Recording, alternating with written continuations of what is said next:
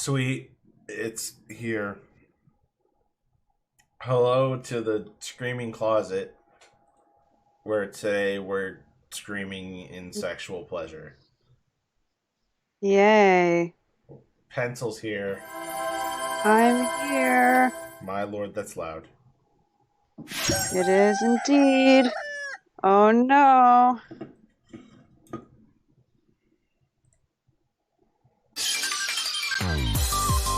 Oh, it's so loud.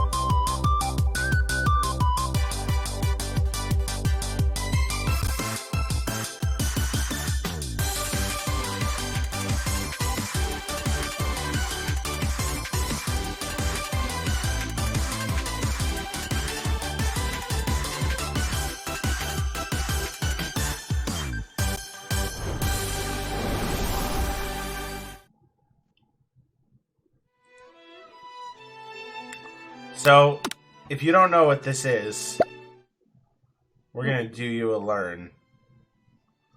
This is I Love You, Colonel Sanders, as made by KFC. And we've wanted to play it for you guys for a while. But we finally are doing it. Because my fucking god, it's time. It is absolutely time. Do you know anything? Oh, what's our name gonna be? Ooh, let's name it Priest. Oh, okay. Let's be Priest. Oh my god. There's so much fried chicken, Pencil. Is this just gonna make me hungry? I think so. Also, please be aware that I am very ill, you guys, so I'm gonna be drinking and acting like an idiot. You sleep softly as the morning sun casts a warm glow through the window of your modest student apartment. The world is peaceful and serene. You can stay in the moment forever. Or you can wake up. Alarm? Culinary school is no time to sleep in. Smack that clock up and at him, or throw the clock out the window and stay in bed forever. Well, I know which one Priest wants to do, but let's get up. Lying in bed, you stare at the ceiling, thinking about everything that awaits you at the prestigious University of Cooking School Academy for Learning. Your mind begins to wander.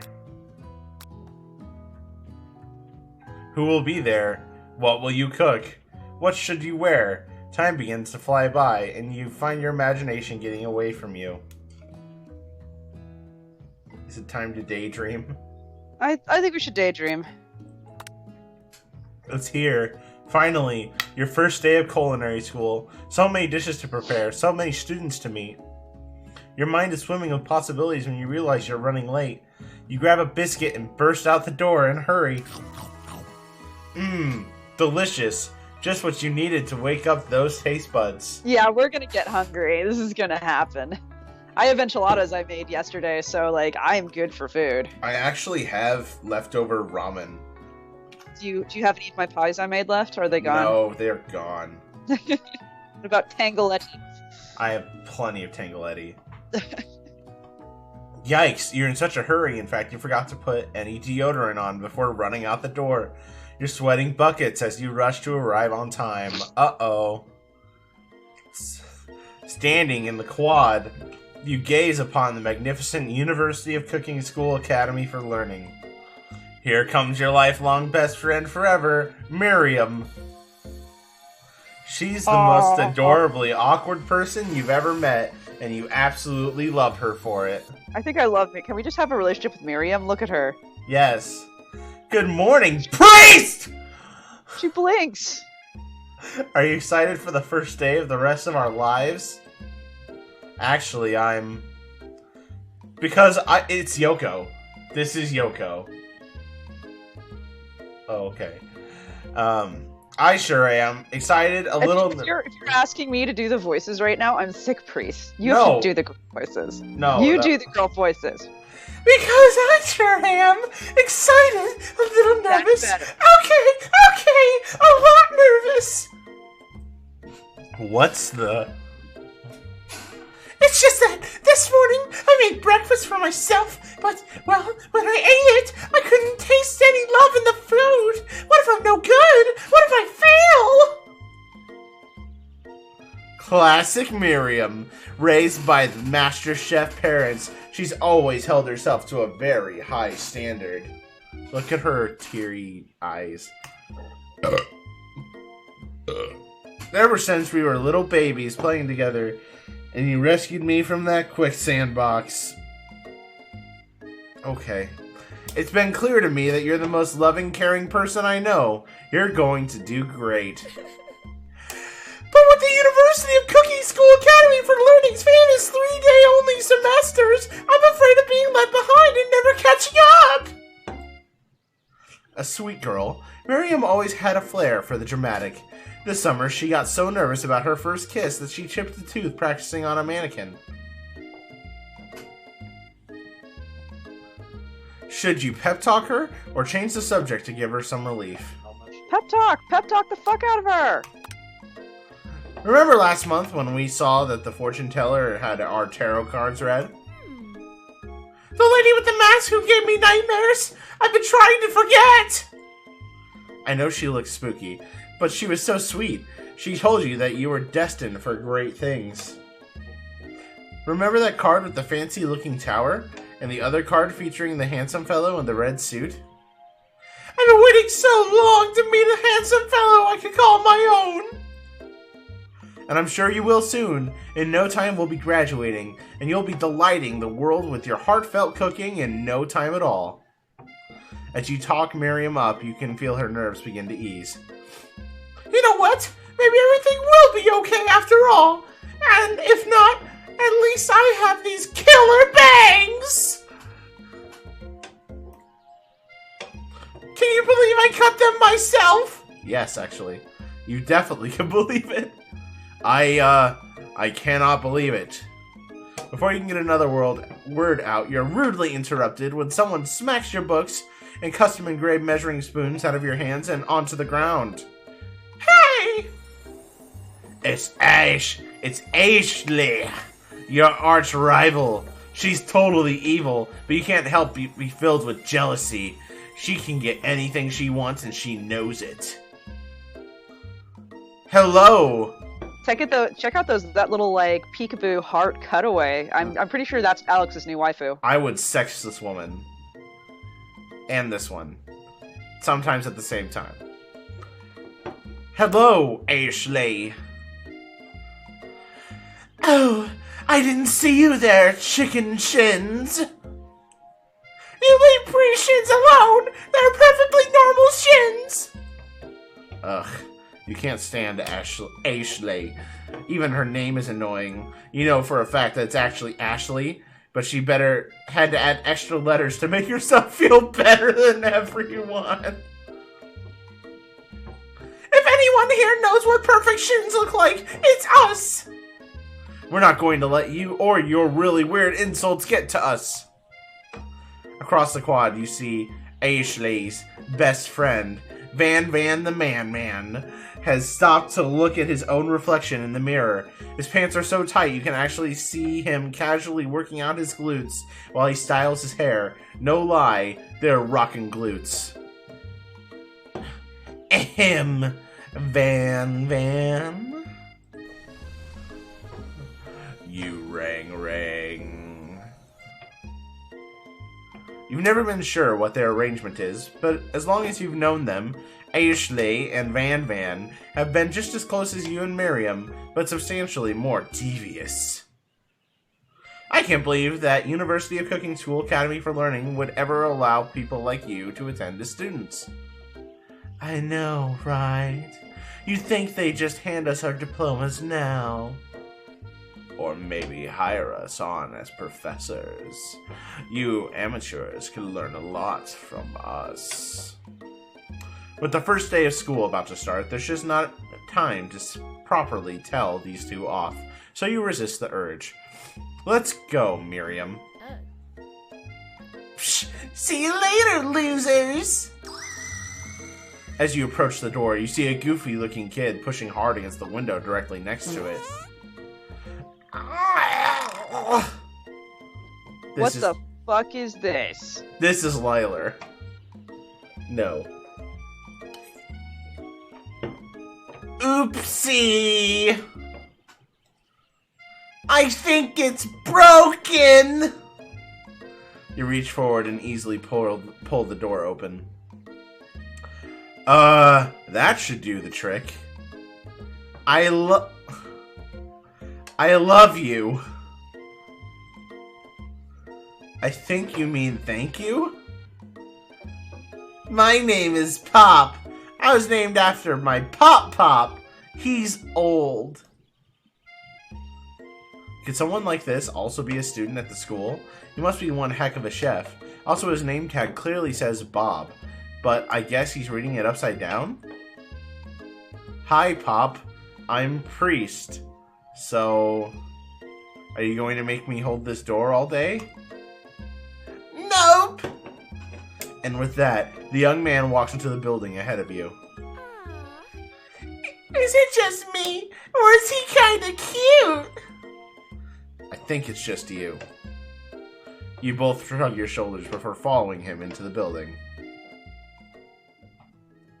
You stand at the edge of the room, unsure where to sit. Other students wander in and keep themselves busy chit-chatting. A scruffy-looking pooch takes his place at a podium at the front of the class. Adorable! I love everything about this because it's a corgi who is teaching me how to make food, and his name is Sprinkles. Okay? Like, fucking great. I fucking love it.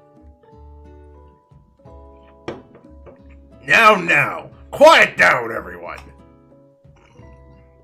Who is this unreasonably cute pup, and why is he in our culinary class?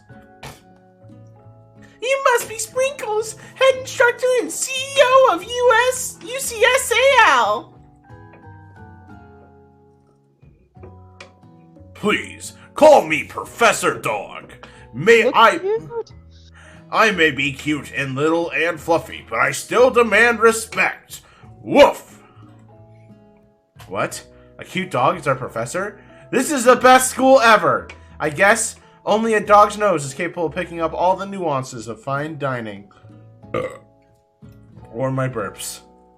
Out of nowhere, a wind begins to rush around you as a swirl of cherry blossom petals fill the air inside the classroom. Oh god, it's fucking kids. I'm chilly. Someone close the window. And then he walks in. Oh, sweet Jesus. You're immediately swept up in the aura of this new student and his remarkable goatee. Who knew anyone could be so handsome? Time stands still. It's him! It's...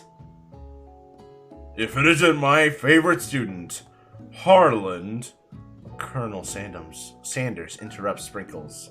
Sorry, Professor Dog, before he could finish his sentence. Please, call me Colonel. Colonel Sanders. A hushed murmur rolls through the classroom as Colonel Sanders walks down the aisle of desks. Suddenly, the room is sweltering. Sweat begins to bead across your brow. You feel like everyone is looking at you, and you're not entirely wrong. This over here must be Sweaty Sweats-a-Lot. Maybe we should open that window and back up before Faucet Pits melts into a puddle and evaporates entirely. Hold on just a second! No one talks to my friend like that! You two both know my name. We were in the same kindergarten class. And what is with all of your really weird insults? Besides, when Priest sweats, it's not gross. It's beautiful. Look at that shimmer. You turn to find Colonel Sanders standing right in front of you. Colonel Sanders, beautiful angel that he is, stands before you, smiling gently, his hand outstretched. boy, howdy. This classroom gets hotter than a Kentucky fryer. Please, use my handkerchief. You freeze up. Colonel Sanders is talking to you. Wait!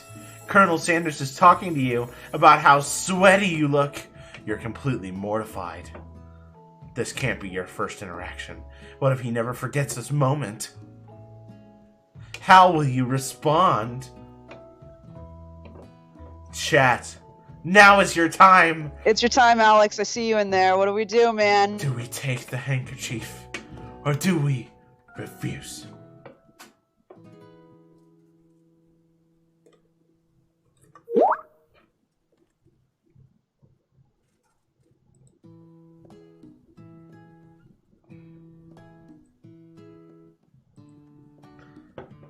Handkerchiefs are big vectors of disease. Don't want to get coronavirus. Oh god. Sorry. Sorry, everyone. I'm dealing with stuff.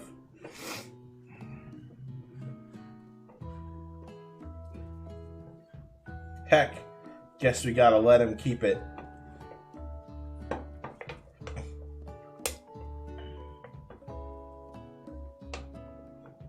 Alright.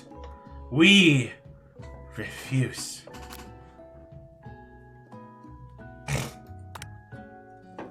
You feel horrified that your first interaction with Colonel Sanders is centered around the fact that you are a sweaty mess.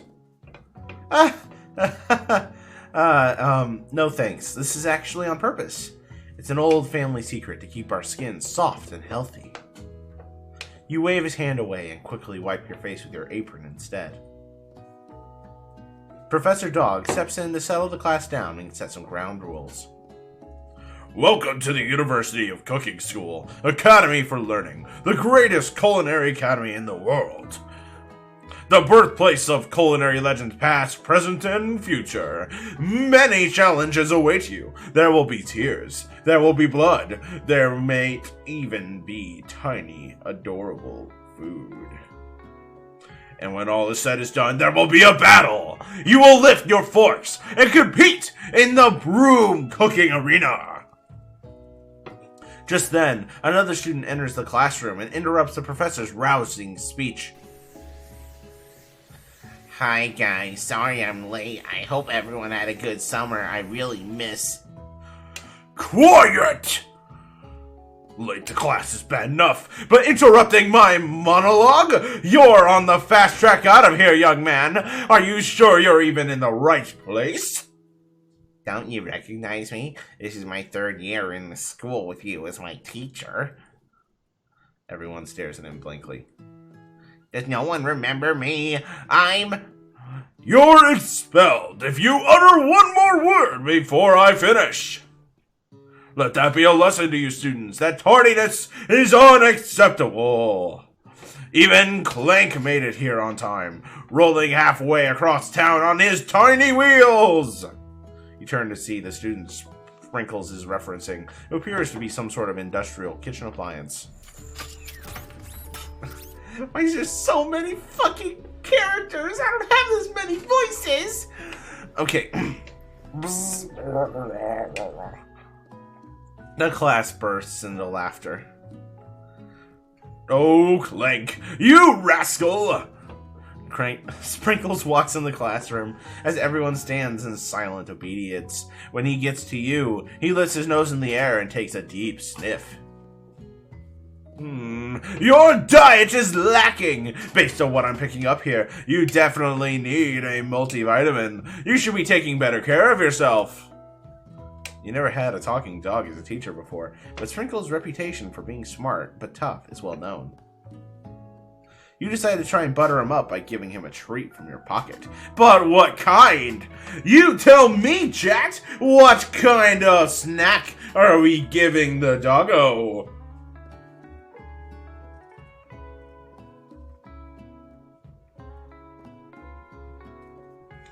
Ooh, what's this? It's time for the chat to give me an answer. We have one vote for the rubber ball.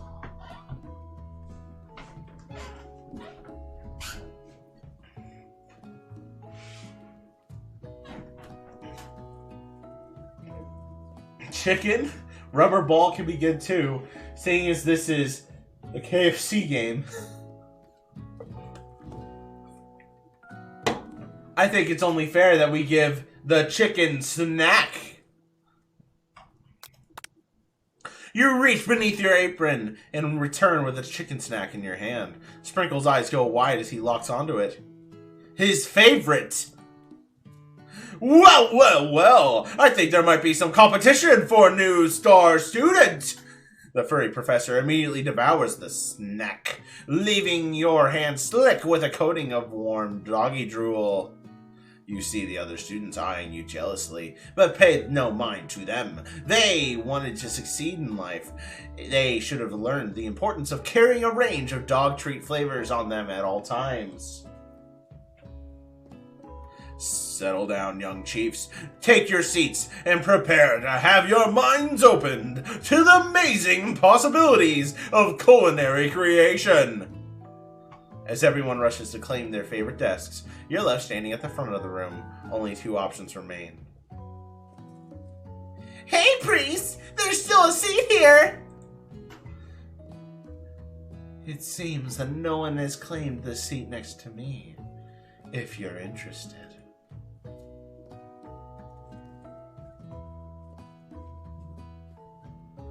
Oh no. Oh no. Oh no! Now, Pencil did say we should go for best friend.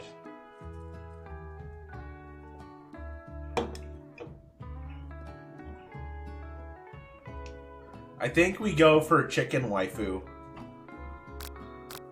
I think we go for waifu here.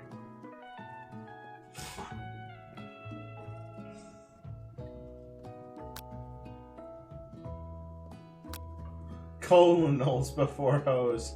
I disagree. I think we sit by best friend because that's what Pencil wanted.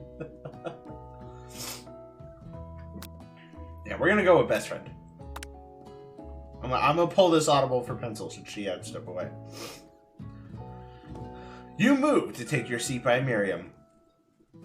I'm so glad to have you near me to support me through this class. Of course, you're my best friend. Who else would I sit by? Colonel Sanders, he has such a majestic personality, and there's a seat open right next to him. If you had sat there, you might have gotten to know him a little better. I'd never sacrifice our friendship. Besides, I'm sure I'll have a chance to talk to him later in the semester. I've got another 3 whole days. That's like a lifetime. So you say, but now that Miriam mentions it, that Colonel Sanders is just so darn dreamy. As soon as you settle into your seat, the professor makes an announcement. Think fast! It's time for a pop quiz! Yay, a quiz about me!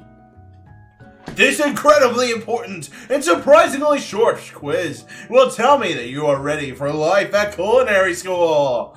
Keep your knives sharp and focus sharper. Here comes question 1. If train A is traveling to point B and train B is traveling to point A, how important is it to wash your hands before cooking? Cooking. Extremely! Looking at you, Pop! That's right! Forest is to tree, as chicken is to feather. That's right! What is the most efficient eating utensil ever created? A spork? Look at the fuck. A meat tenderization and a comically oversized fork. That's right! What food is best for a broken heart? Anything, as long as it's prepared with love and not too much salt. Or camel meat. Or a pancake that looks like a silly face.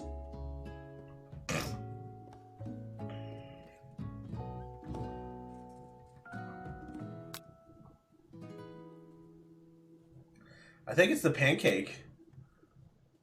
It's definitely not the fucking camel meat. That's wrong! Is Sprinkles a good boy? He's a talking dog that teaches at culinary school. He is the best boy! That's right! Your total score is a 4 out of 5. Only one wrong. Not too shabby. You just might do alright, kid. You look up to see that Colonel Sanders has been watching you tally your score. He nods with approval.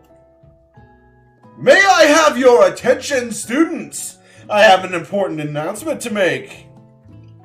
Time for lunch!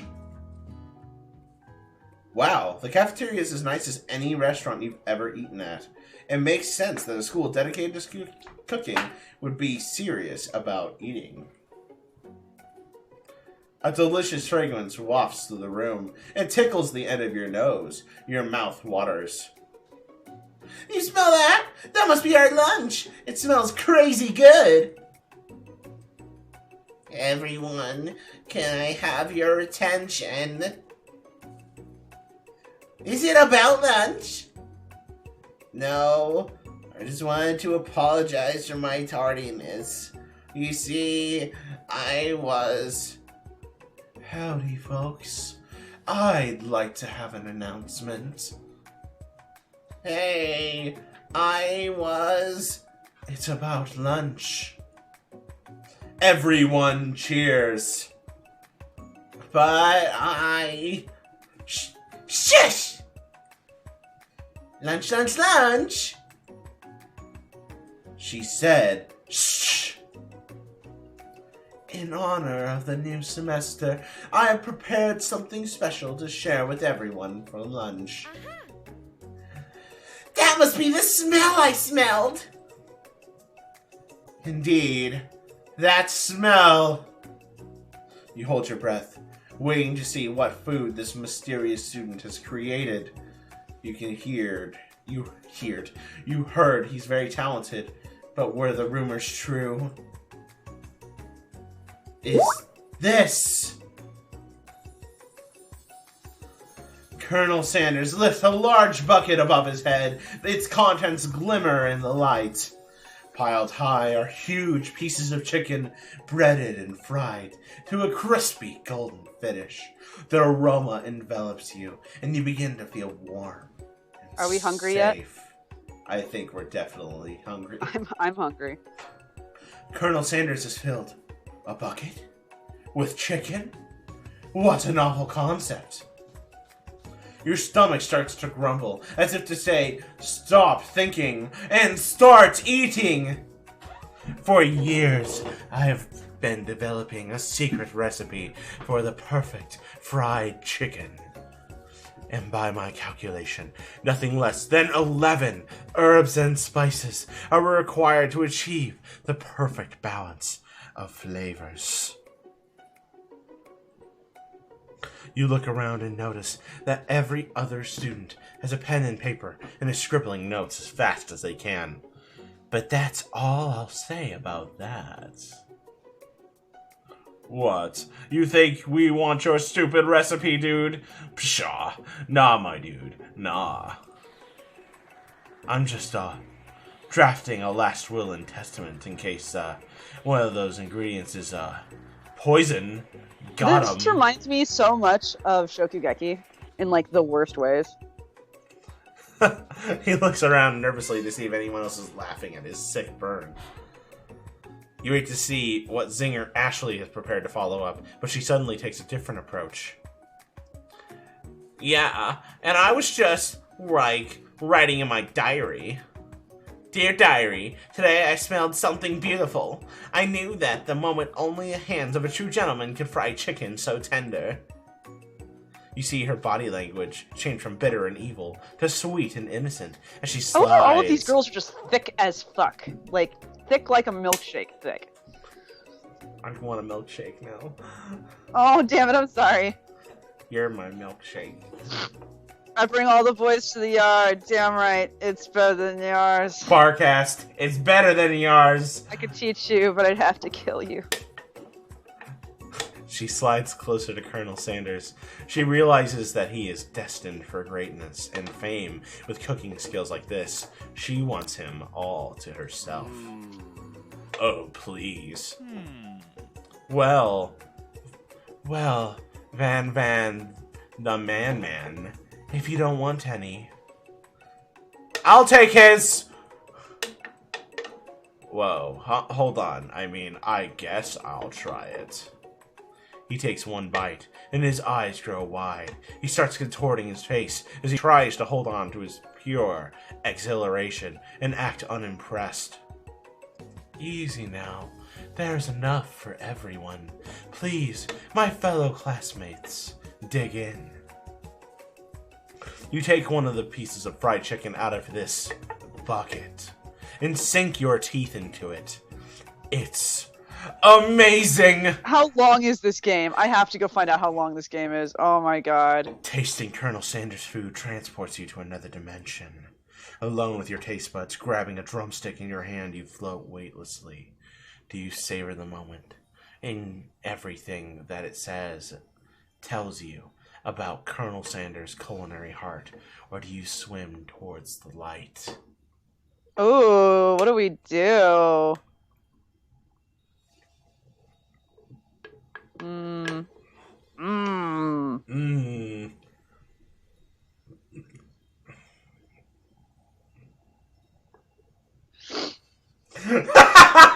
Fucking Alex.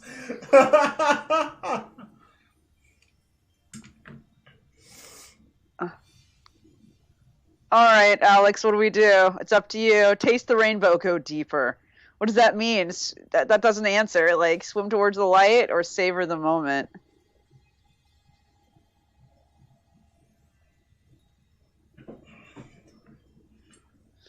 Savor it. Okay. I think we're savoring it. The flavors in your mouth are beautiful, pure, heavenly. What a guy! Alone with the flavors, you feel something that can only be described as a love. For a man.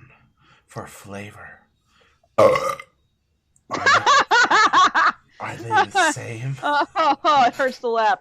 Good fucking job, Priesty Pie. After tasting his food, you try to get some one-on-one time with Colonel Sanders. You approach Colonel Sanders. Colonel Sanders looks you up and down as you approach. It's impossible to read his mood, but you press on anyway. Colonel, I wondered if I could talk to you for a second. Colonel Sanders sits silently. You suppose he didn't say no, so you press forward. What exactly was on that chicken? How bold to come out and ask. It's an idea I had for a new combination of flavors that will make me my fortune and establish my legacy for all time as I open a chain of highly successful fried chicken restaurants. No big deal. It's just you and me talking. I can keep a secret. In fact, I've got some of my own I'd be willing to trade. What's the rush? The semester is only getting started. We've got 2 more whole days to get to know each other. He's clearly not going to give it up easily, but it doesn't hurt to be persistent. He's not going to give it up, Priest. You know what they say about secrets, Colonel? Shouldn't learning be fun? Aww. You've got moxie. I'll give you that. Colonel Sanders looks both ways to make sure you're truly alone, then leans in. You feel his warm breath as he whispers. Just one ingredient, but you can't tell. I use dicks. Redacted. It's something my great-grandmother taught me. Dicks! Wow! I never would have Dicks, guessed wow. that. Priest 2020. In fact, you're not even sure where you'd get some if you've searched. While you're wrapped up in the huge revelation, you notice that Colonel Sanders has disappeared. While everyone else is still in the cafeteria, you decide to look for him. You find Colonel Sanders outside, standing in the quad. Oh, it's you again. Howdy. Sometimes I like to come outside and look at the school buildings. I think about how my story will continue after I've graduated. It sounds like you have big plans. I dare say, the biggest. I will leave my mark on this world. You can bet on that. Ooh. Alone together for the first time, you figure now is the perfect moment to show your personality to him.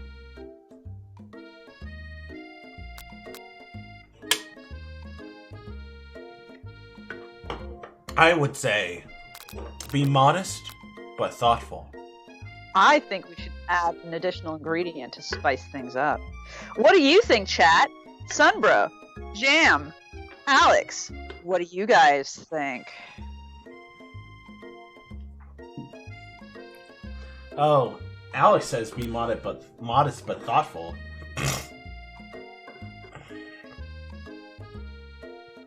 Priest has that introvert charm.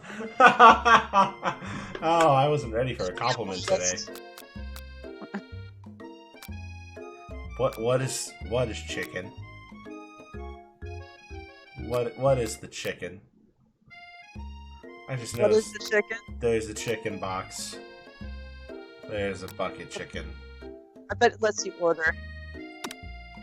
Oh, it's the menu. Okay. Oh, that's how we do it? You know what? We should... Oh, wait. How do we save? This is fine. Okay. Modest.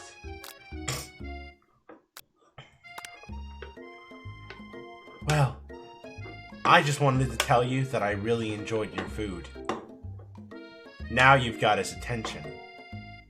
The flavors were complex but comforting. The interplay between salty, savory, and peppery, it was perfect. Pardon me. You want chicken so bad right now. I can feel it just like radiating through the screen. I do. I really do too. This game is doing its job. DoorDash. Like, now. I think the only thing that'll be open this late is fucking... what's it called? Popeyes. But that's not the same. It's not the same. I appreciate the compliment, Priest. I'm sure you'll be a big success. I know we've only met today, but I'm starting to get the same feeling about you. We should head back inside. The next lesson starts soon. You step into the massive cooking arena, where the afternoon lesson will take place. Each student gets an oven and all the tools and ingredients they could need. Shokugeki. It's Shokugeki time. Look at this place! It's magnificent! Finally, we get to show our stuff! Wait a second! Oh no! We have to show our stuff! What if I totally blow it? You're not going to blow anything, except my dick! Except maybe kisses to the crowd of fans you're going to earn with your signature adorable tiny food creations. I want to see your tiny food creations. Oh god, it's so great! I love the fucking corgi. Can we just date the corgi? So far as our like dating choices, we gave the doggo his favorite snack. It was chicken snack. Oh. And we are sitting next to her in class instead of Colonel Sanders. Oh, I'm a White Claw down.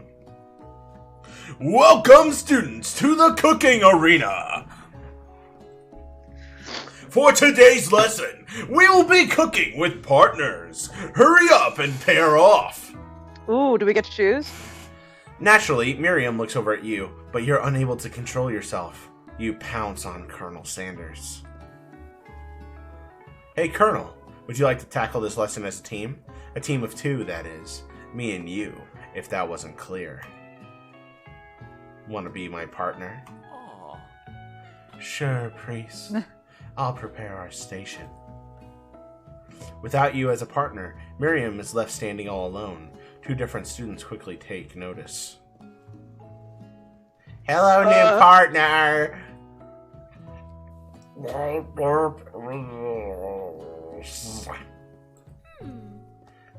Oh my!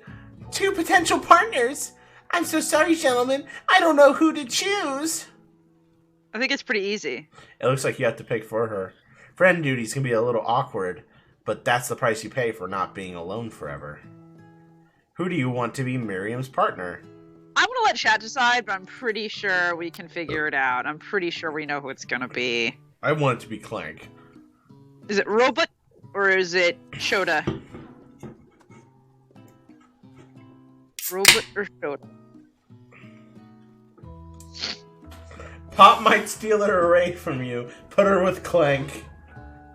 Alright, James, Sunbro, what do you say?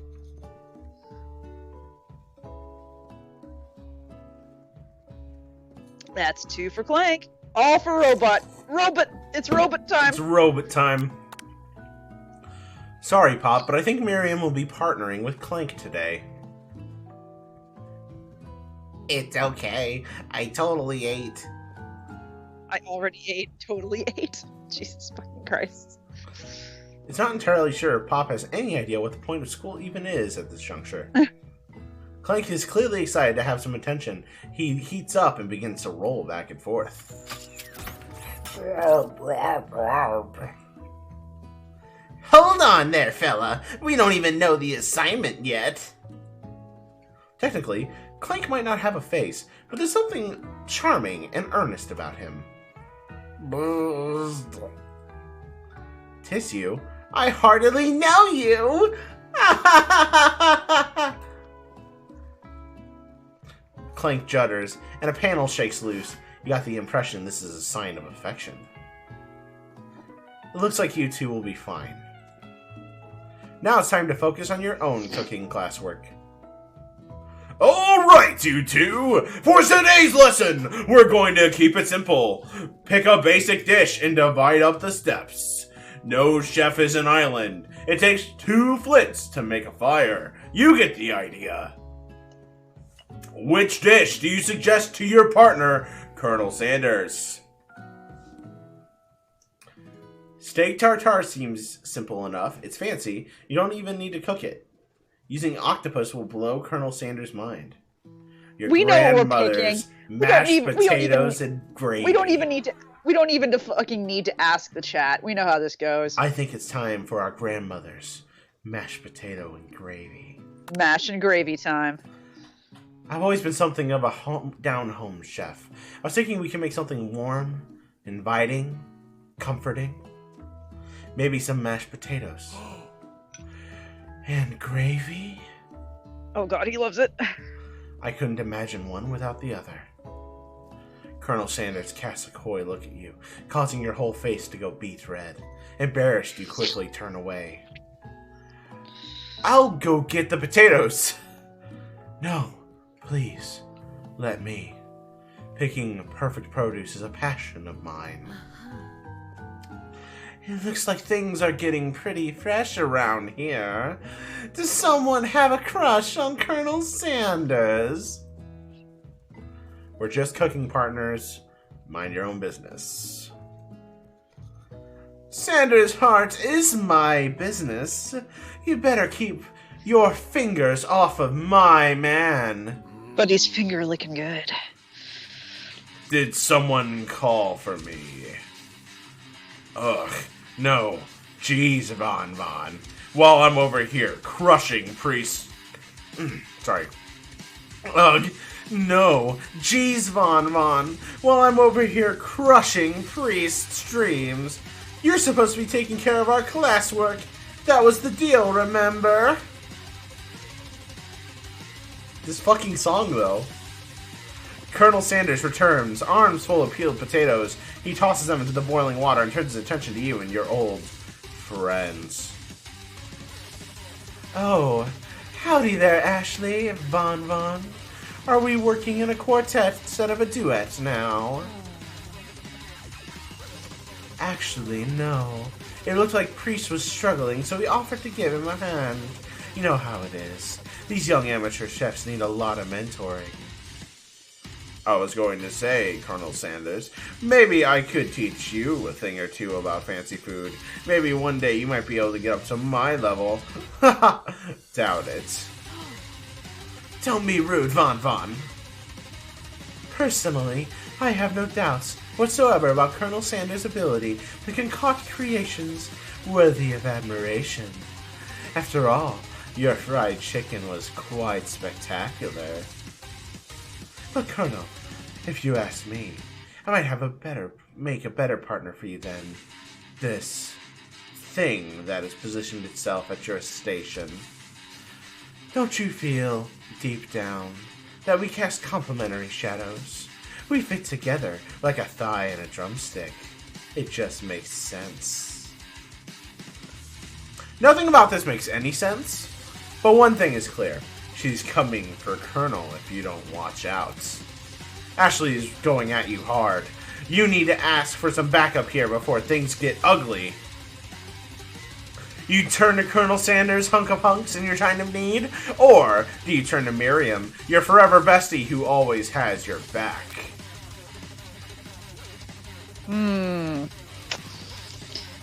I honestly think we should turn to the best friend, because we just set her up with somebody who didn't suck. Alex also says Miriam. Sunbro, Jam, what do you guys think?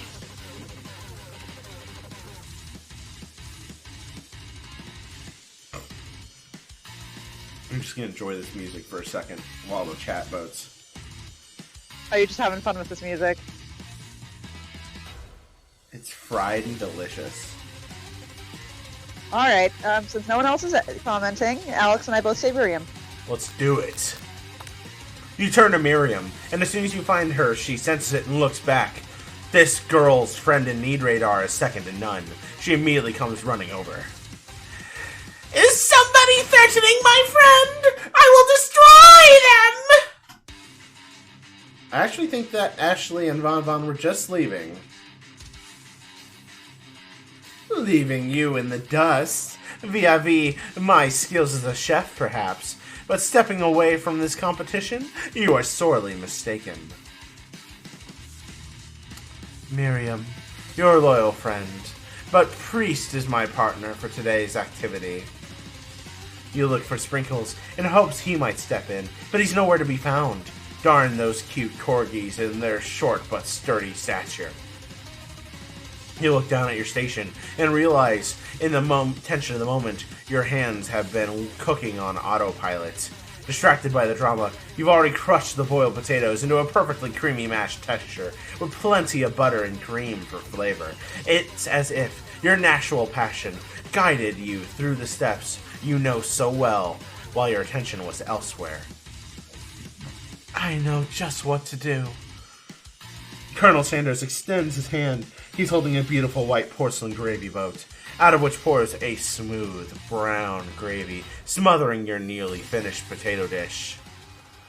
Gravy flows down the mound of mashed potatoes. The results look spectacular. I love KFC mashed potatoes for all of the hot mess garbage that they are. I fucking love them. Granny would be very proud. Colonel Sanders holds out a spork to you. You reach out and grab hold of it, but he doesn't immediately let go. The two of you stand holding the same spork, and for that small moment, all of the madness and pressure in this crazy world stops. Your eyes lock. The moment is electric. Time stands still. If you love something, set it free. Together, you dig the utensil into the mashed potatoes and lift a heaping sporkful up. When you see Ashley with a sinister look, you know she's plotting against you to be with Colonel Sanders. And then, filled with rage and without thinking, you fling the sporkful of mashed potatoes right into Ashley's stupid, beautiful face! You just wasted food in front of Sanders. Von Von! Do something! Do something! Scooping up a fingerful, Von Von tastes the dripping mashed potatoes and gravy and realizes that it's delicious! Horrified by this revelation, he slinks away.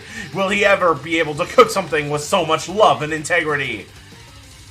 Hold on right there, Priest! We do not waste food in the broom cooking arena! Colonel Sanders Colonel Sanders, I Colonel Sanders! I love that you just did this cute corgi. Colonel Sanders! If you throw one more spoonful, you'd both better be prepared to eat from wherever it lands.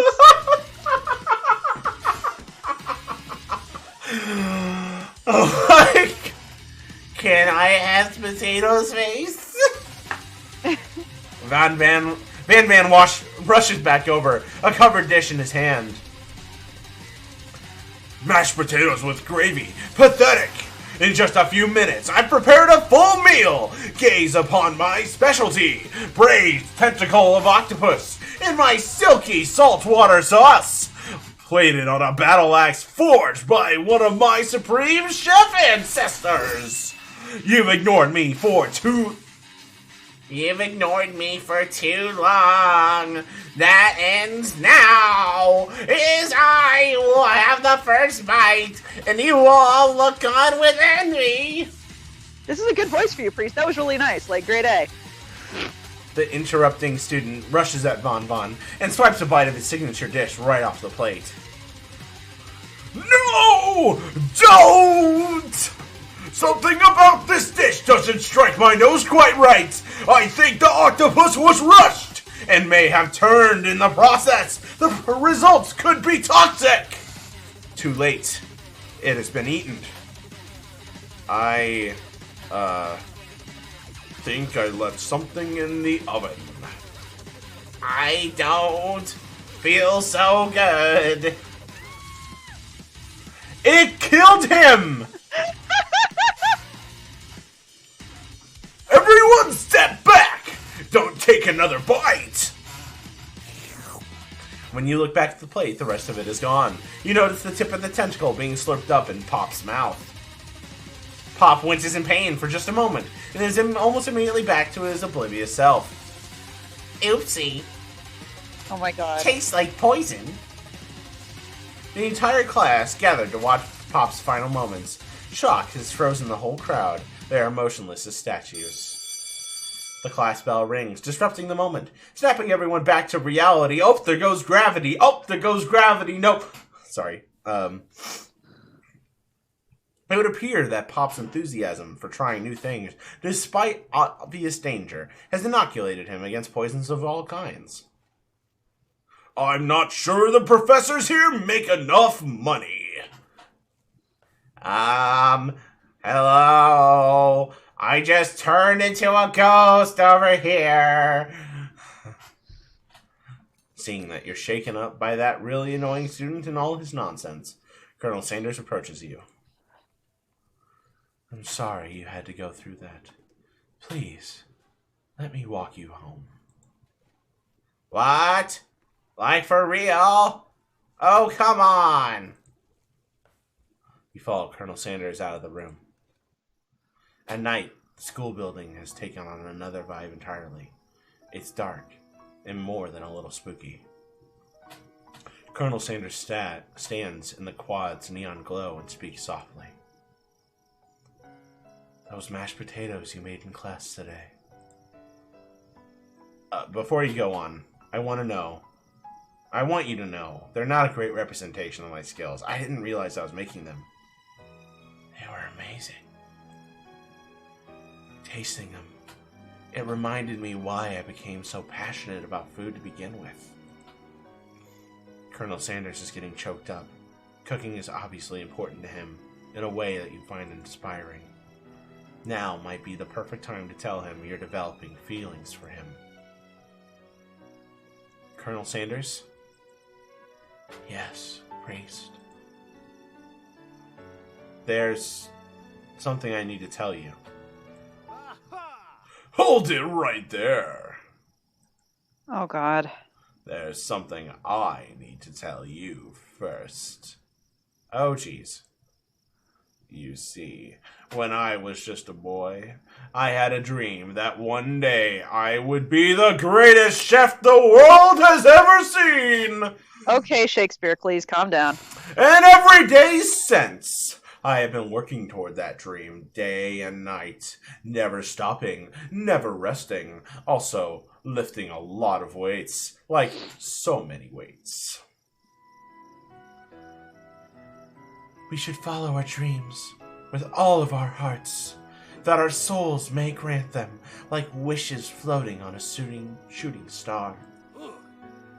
Hey, no, you... Shut up! I'm the one here to say the inspirational stuff and be the star of the story! Are we forgetting that your cooking literally killed a guy? You can't prove that! I also saw you kill that guy. What was his name? Somewhere in the distance, you hear a long, sad sigh. Forget him! We were talking about me! Me! I'm the hero!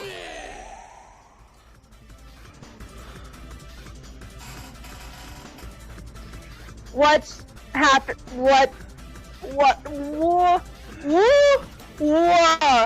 The Spark Monster is here to fight a hero!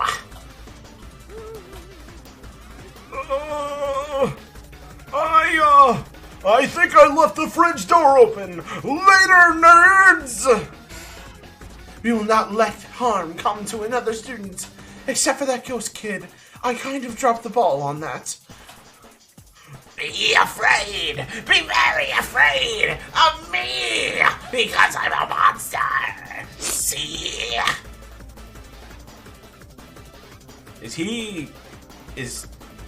He's rhyming on purpose? Or is that just a coincidence?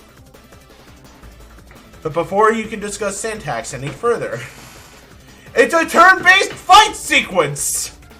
Is it really? What will you do? What?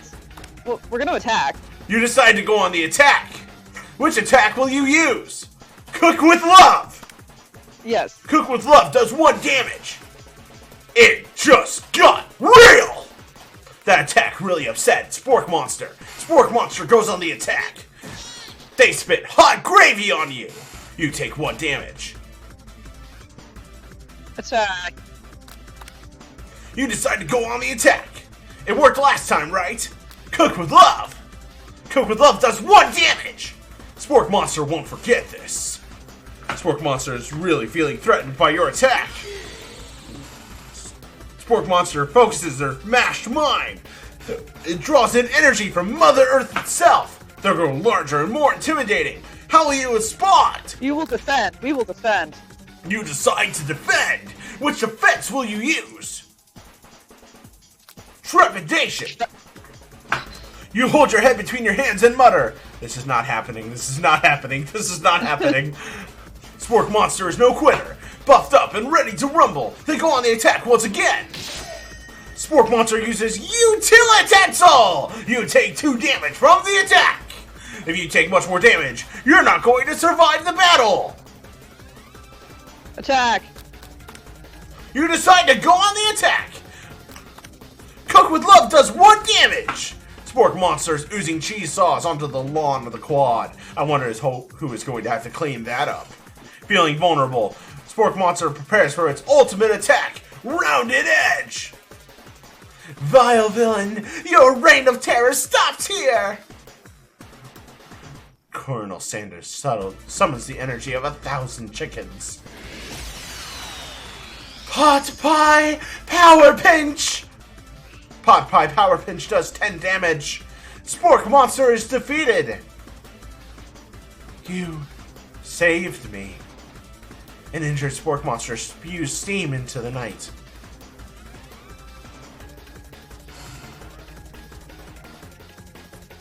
I think we should spare the thing, but what does the chat say? Do we finish him, or do we spare the wretched beast? I think we spare him. He might come back later. I'm with that, but Alex is also saying kill. Yeah. That's fair to overrule Alex. Let's spare the thing. You managed to tamp down your disgust at the sight of this gnarly beast long enough to realize he is still a living creature with a pure soul who deserves your pity, not your wrath. Be gone, beast, and don't you dare come back with a follow-up encounter tomorrow. I won't forget this, and I certainly won't be back like you said. The spork monster scuttles off into the night. The defeated monster left behind a special item. It appears at first to be a cookbook, but on closer inspection, it's so much more. It's a book of magic spells, with a golden chicken on the cover. What is this stone? You open the cover and find a library card tucked inside. The last name appears to have it signed out to is Borko. Borko. That name sounds strangely familiar. Your blood is pumping as you stand in the quiet of night, holding the mysterious book in your hands. As you come down from your battle buzz, you realize that your final attack has left you completely depleted. The world around you begins to fade away. Without any energy to keep your eyes open, darkness overtakes you. The image of Colonel Sanders flashes before your eyes as you fall asleep. He must have helped you home. In your tired state, you don't know if you could have made it without him. What a guy. You want to thank him, but you don't have the strength to utter a single word. You feel your covers being pulled up over you as you are tucked in tightly. Good night, my Colonel. In your dream, you're together with Colonel Sanders. For some reason, Sprinkles is also there, instructing your love. Dreams are weird. Wait, is the dog telling us how to sex? Oh. Oh.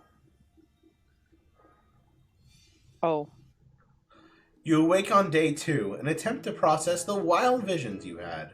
Were they memories or premonitions? And then there was that secret ingredient that Colonel Sanders went ahead and told you outright. Not much of a secret, huh? It's probably just because he already trusts you so much. Sure, that makes sense. We'll go with that. You meet up with your bestie in front of the school. Before you can tell her about the encounter with the spork monster, she launches into a story of her own. Okay, I know this might sound a little strange, but I think I might be, I think I might like Clank! I am for this. I ship this. Like him? Like? I know! It sounds like it's moving too fast, but there's something about him. I like him! Like him! We got talking after class, and he's actually a totally sweet guy. Not only that, but he's really smart. He told me all kinds of stories about Colonel Sanders. Did you know that Colonel Sanders was the most popular kid in his high school? No, but that does make complete sense. Yeah, but he was so popular, he was voted prom king at a school he didn't even go to, and was also the convertible he himself rode in at the front. What the fuck? He was voted the prom king at school he didn't even go to, and he was also the convertible that he himself rode in at the front of the homecoming parade. Oh, he's talking about Clank. Clank was the convertible. Okay. Oh, okay. I'm about to say, this is like, not how a sentence works. The car?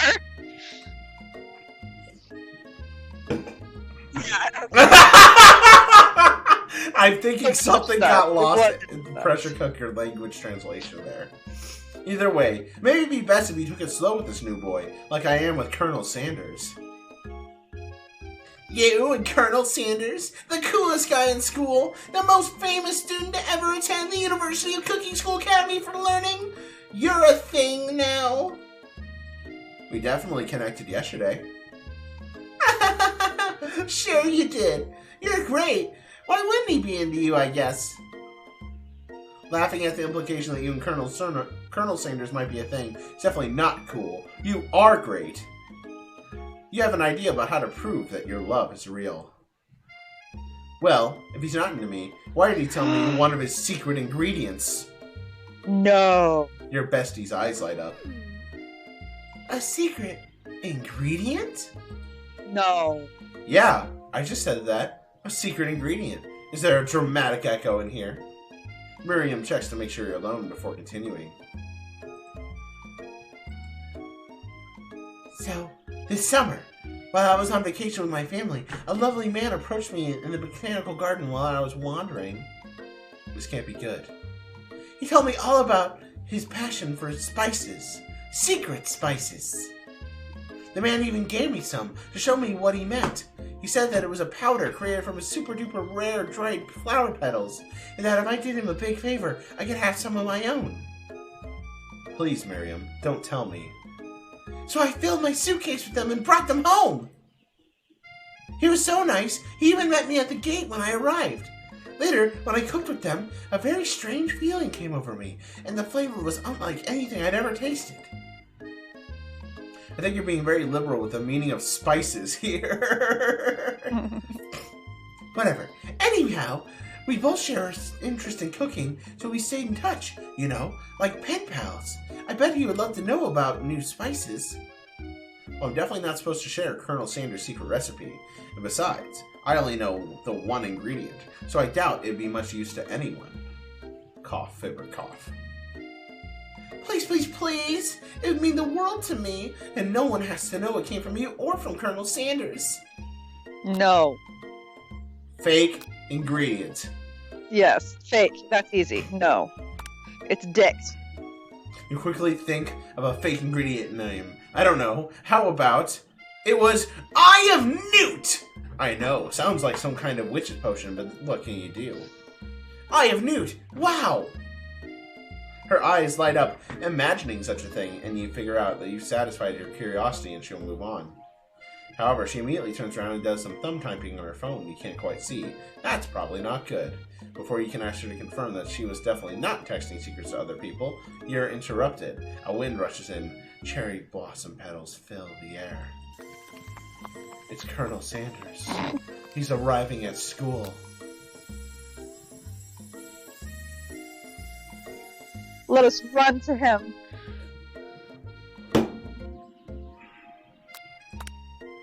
You decided the best way to show Miriam how serious you and Colonel Sanders are would be to run to him.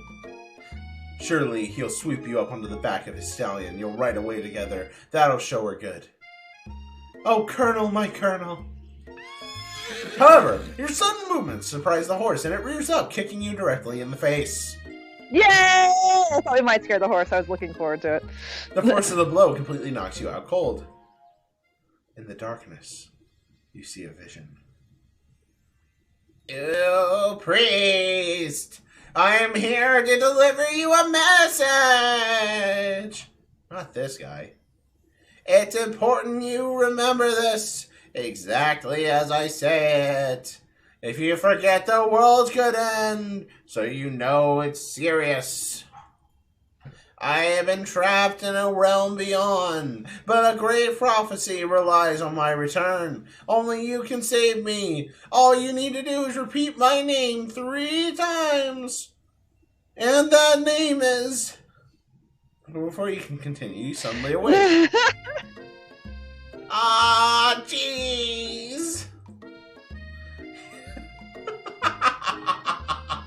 That's so wonderful. I love this game so bad. I love it. You awaken to find Colonel Sanders tending to you. He roused you back to life with a satchel of secret spices, or is that just his natural seasoned musk?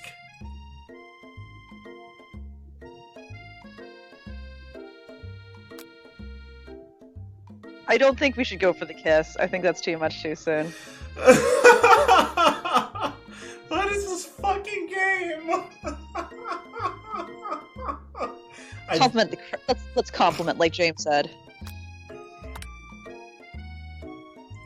Maybe you shouldn't be riding a horse to school, and maybe you should be running up to animals you don't know. It's hard to say who is in the wrong here. But one thing is for sure, that Colonel Sanders is pretty dreamy. That horse has beautiful shoes.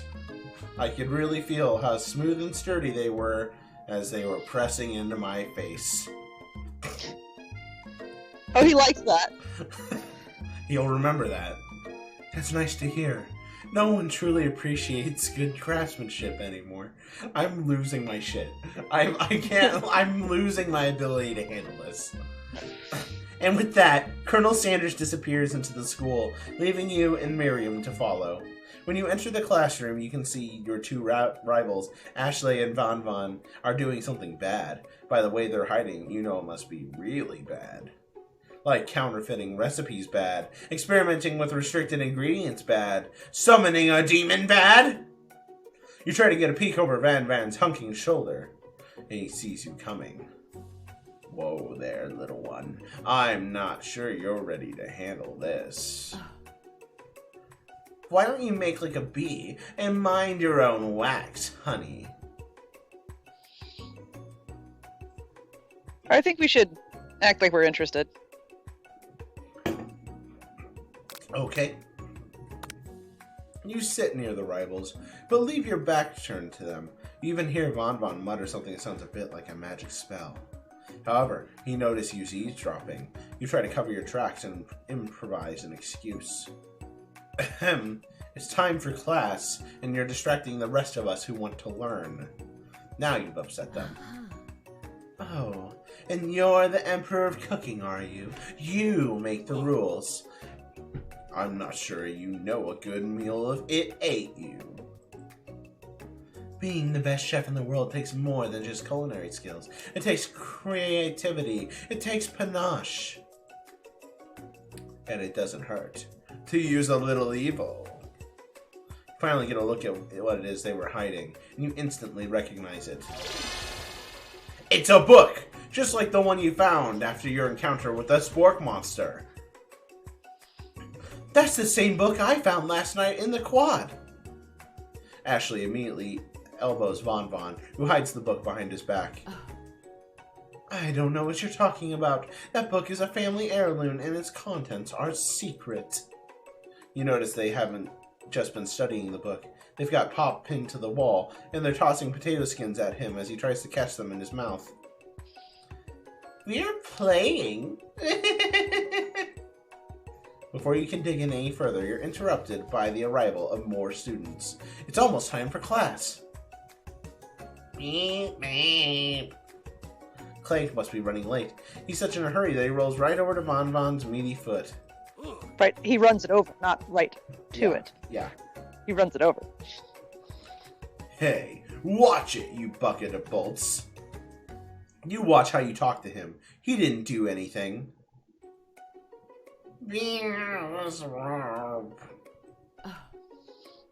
Who do you think you're talking to? I've never heard such a language, not even from a stand mixer.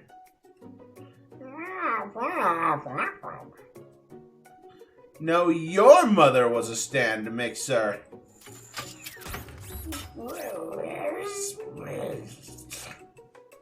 Van Van jumps to attack Clank, but Clank shocks Von Von, sending him flying across the room. Protect me, Colonel Sanders. These crazed men are about to come to blows. I think it must be over me, but I'm not interested in either of them. Ashley's tone changed in an instant. She bats her eyelashes at Colonel Sanders. Surely he must know that this is a ruse, right? Gentlemen, get a hold of yourselves. Save it for the arena at least. Or don't. Honestly, what do they care? I've got lofty career aspirations to focus on. Maybe I can help you with your business plan? Just then, Sprinkles arrives to signal the true start of the class day. He's panting, which doesn't seem that abnormal. He's a professor, but he's also a dog. Students, please take your seats. I apologize for my late arrival. I spent the morning chasing a car all around town, and my tiny legs are very, very tired. But I'm here now, and I hope you're ready to learn. Rub his furry dog belly. He loves it. Sprinkles stops in his tracks and sniffs the air around you. Something has him in a trance. It's the secret scent left on you from Colonel Sanders. Sparkles jumps on you and licks your face. Down, boy. Down. Off to Puffin. that a command shouted by Colonel Sanders has snapped Sparkles out of his trance. I wonder what's up with that. Sorry. Sorry! I got a little carried away! After he catches his breath, Sprinkles regains control of the classroom. Without further ado, we review the global history of my favorite fowl, the chicken! You want to pay attention to the lesson. Truly, you do. Which is why, in 1776, at the signing of the Declaration of Independence, it was a chicken who first signed their name. But you can't help but daydream about Colonel Sanders, and you miss most of the important parts. When you come to, Sprinkles is holding a tray of food in front of you. Well, priest! Naturally, this appears to you to be a sample platter. Which item do you want to sample? A glass of water, a shimmering pepper, or a dog biscuit? Ooh, I don't know how to play this. I really don't.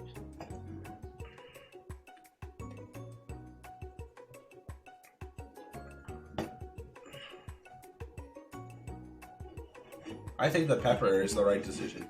I think the pepper, but I definitely don't think the dog biscuit. James says pepper. Alex says water. What do you say, Sunbrow?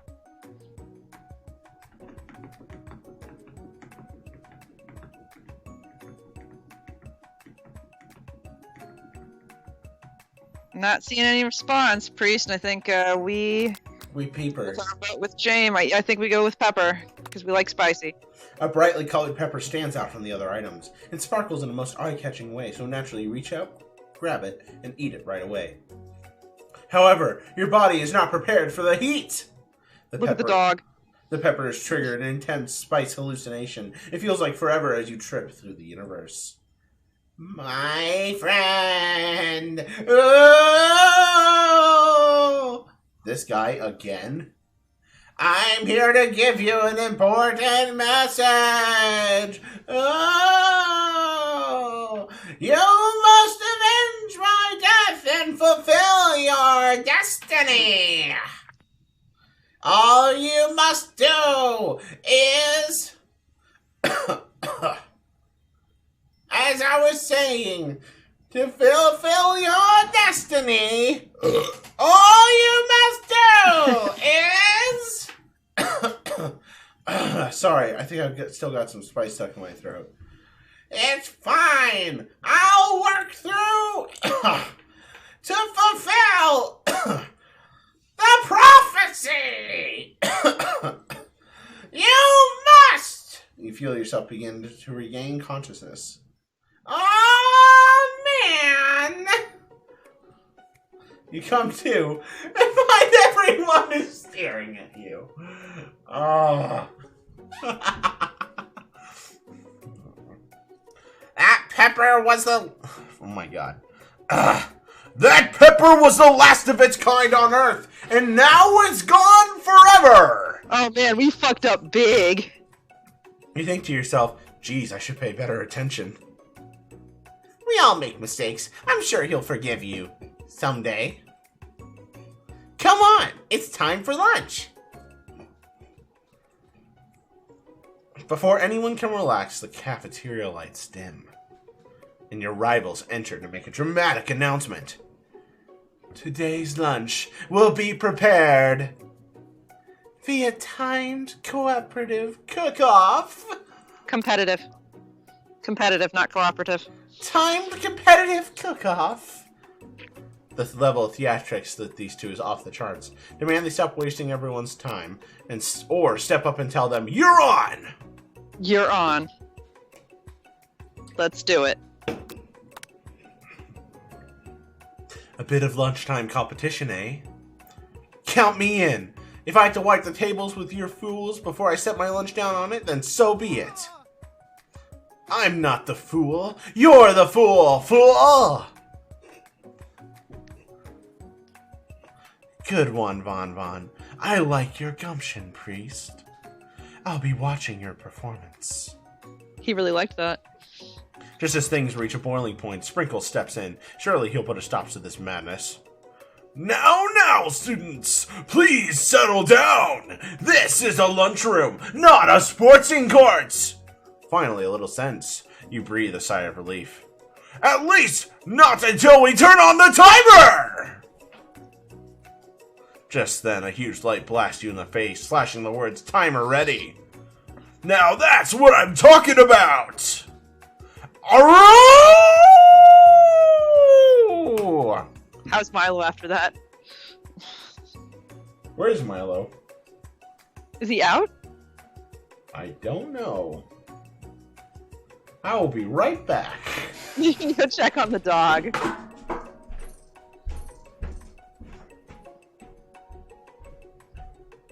I'm gonna take my food out of the fridge, so you guys will have to entertain yourselves. Alex, entertain the people! He was just in the living room being very concerned. Oh, pencil now left. Oh boy.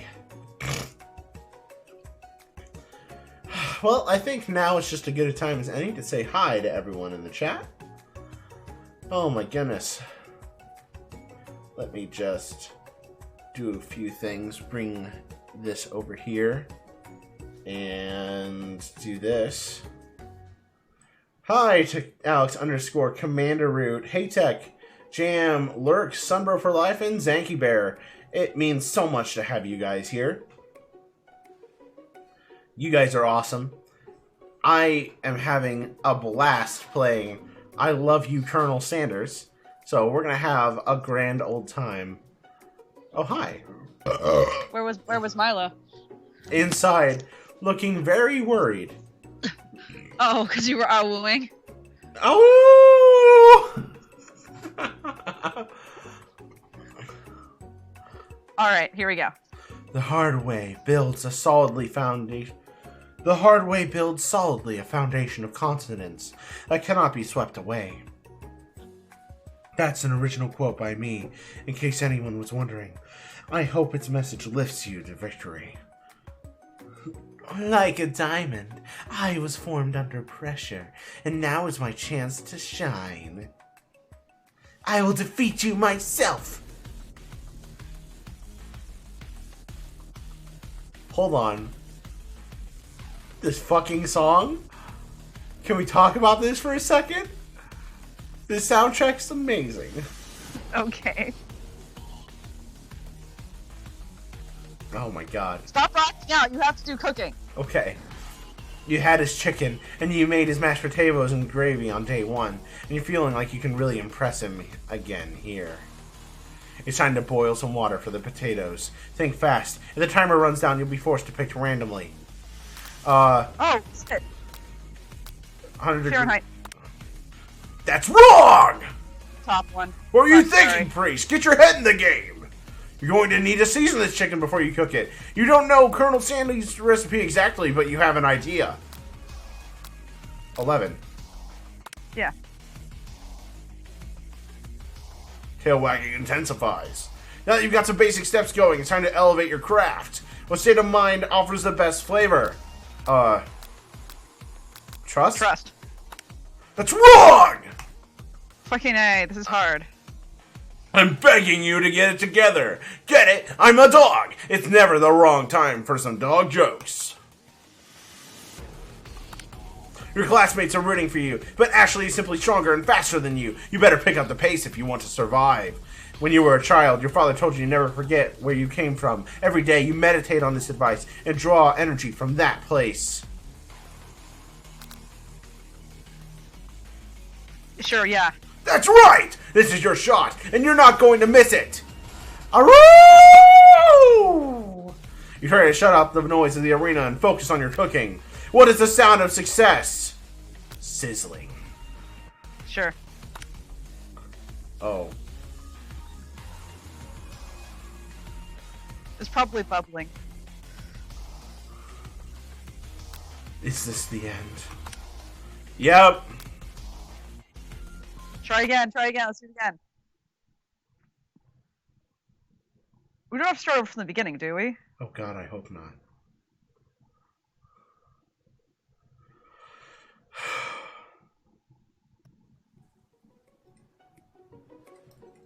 Oh, awesome! Yay! Okay, you're on. All right. I'm gonna push through this if that's okay. It's 100 degrees Celsius. Yeah, probably because it's. What's the question? All right.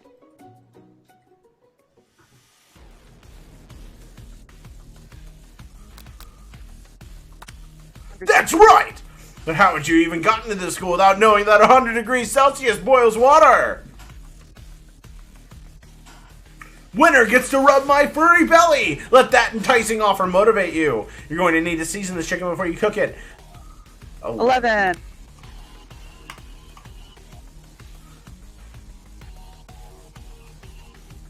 Gratitude? That's right! You must never take this opportunity for granted if you hope to succeed. Your classmates are rooting for you, but Ashley is simply stronger and faster.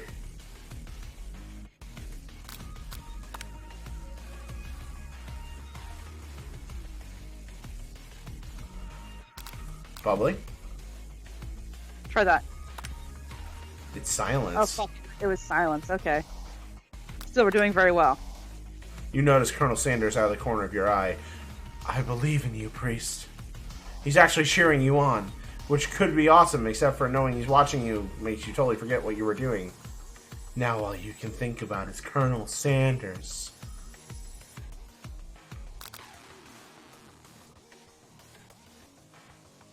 I don't know what the right one was. Yeah, like, I have no idea what was going on there. One dessert cookbook.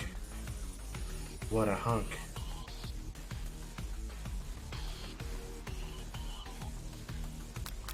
Wedding vows. But what does that have to do with crafting spectacular fried chicken and delicate baked biscuits? Woof! Woof! You're really struggling to keep up. At the next station over, Ashley's already begun plating the elements of her dish. It's colorful and complex. To make up for time, you toss your biscuit dough into the stand mixer. As you do, the crowd gasps. Yikes!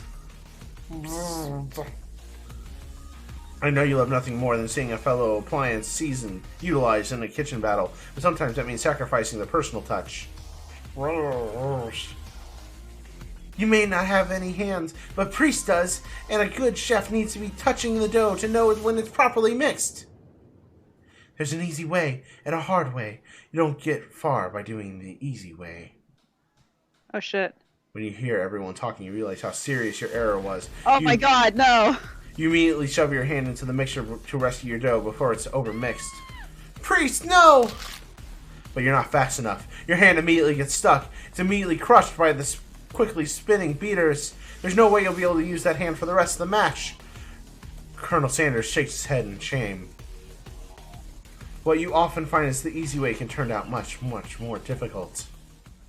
Everyone stop what you're doing right now! The battle is over! It can't be. I was so close to finishing my dish. Sweetheart, look at your hand. You simply can't go on. Aww, that's too bad. Here I am with a completed dish ready to serve. Surely that makes me the winner by default. No, no! It wouldn't be fair to compare the two on account of Priest's injury. You see Sprinkles begin to lick his doggy chops as he locks onto the dish. But I suppose you should at least tell us what you prepared. Well, because I'm the sweetest, I skipped straight to dessert. With this, under this white chocolate dome, you'll find a wide array of delights, taking you on a journey of flavor that tastes good and tells a story of excellence. I was going to ask Priest to do the honor, but since you're injured, I'm afraid that pouring this creamer of delicate hot chocolate sauce might be too difficult. Colonel Sanders, if you wouldn't mind lending me your strong, steady hand. Colonel Sanders pours the hot chocolate sauce on top of the dome, causing it to melt away, revealing the ingredients hidden within. Inside, you'll find a delicate fried cheese croquette. Atop, a slice of honeycomb, ice cream 2 ways, tender nougat, and pearls of blueberry gelée. Colonel Sanders seems intrigued, but perhaps not impressed as he dips his finger in the chocolate sauce. Simplicity isn't your strong suit, is it, Ashley? Oh, you. As he places a sauce-covered finger onto his lips, Ashley leans over and whispers something into his ear. A dab of sauce sticks to his mustache. Internalize rage. Internalize the rage.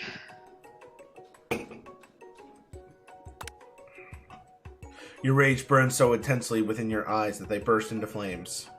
The flames cause your eyebrows to catch fire and burn to ash, and they fall off your face.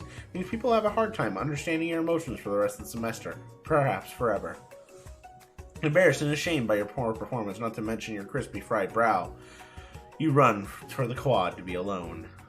Oh, we fucked up. We fucked up big with all of that. The beautiful weather feels like an insult. Inside of you, a storm rages. It's Colonel Sanders. He's probably here to tell you that he and Ashley are in love and have decided to get married. And he won't even ask you to cater his wedding because you're a terrible chef and an awful person. You try to hide from him, but he approaches you directly. Good job, Priest. I know you're hurting right now. Not just from the devastating loss, but from that run-in with the mixer and that small fire. We should get that checked out. I'm fine. Can't you just leave me alone? I'm a loser. I'm not fit to fill your fryer. I'll never be a master chef. Failure is a part of life. Not just for you, but for all of us. Do you think I've never failed at anything before? That's exactly what I think. Well, then think again. I wasn't always the man you see before you. Enrolled in culinary school, incredibly handsome, successful, motivated. Well, handsome, sure. I was born that way. But I have walked other paths and arrived at dead ends. I was passionate about life, but I failed as an obstetrician. I was passionate about justice, but I failed as a lawyer. I was passionate about livestock, but I even failed as a mule handler, and that one was especially humiliating. Mules can be so cruel. I didn't know. People can see my delicate ribbon tie and my well-kept beard and assume that I've got it all together, which is true now, but it hasn't always been. Sometimes I click out of the window. Sounds like this guy could really use a hug. I resolved then that I was going to amount to something. No amount of hours, labor, or money would deter me from giving the best that I had to give. As Colonel Sanders changes focus, you can see something ignite inside of him, a burning passion. One has to remember that every failure can be a stepping stone to something better. My new dream is pure. It's honest. It is something a humble man in a crisp white suit can be proud of. I will create a new chain of chicken restaurants that will bring joy to the whole world and make up for my past misdeeds. Yay! Just as your moment grows intimate, you're interrupted by a threatening, shadowy presence. Battle scarred from the night before, you prepare for the worst. It's the Spork Monster! Porco! It is I! I know I said I wouldn't be back, but after the whole fight to the death thing, maybe you wouldn't want to see me anymore, but I just wanted to say I was wrong to attack you. And I apologize. I know what it's like having to always look over your shoulder. Jesus Christ, I love this. Well, Spork Monster's gonna be a character. Monster problems, am I right? Aw, thanks, Porco. I'm glad there are no hard feelings. Getting jumped by a giant creature in the dark can really rile a person up. I also want to apologize the way I switched right into attack mode. I know that you're strong, and a cooking school can put a person under a lot of stress. Actually, I used to go to this school. I wasn't always a Spork Monster, you see. I don't believe it. You were human once? Well, no. I was a golden retriever, but I was still a student. Until one day some mean kids with a magic spellbook cast a dark enchantment on me, and I was forever transformed. A magic spellbook? Precisely. I had procured a copy for myself, but somewhere along the way I've lost it. If you find such a book, I beg of you, respect it.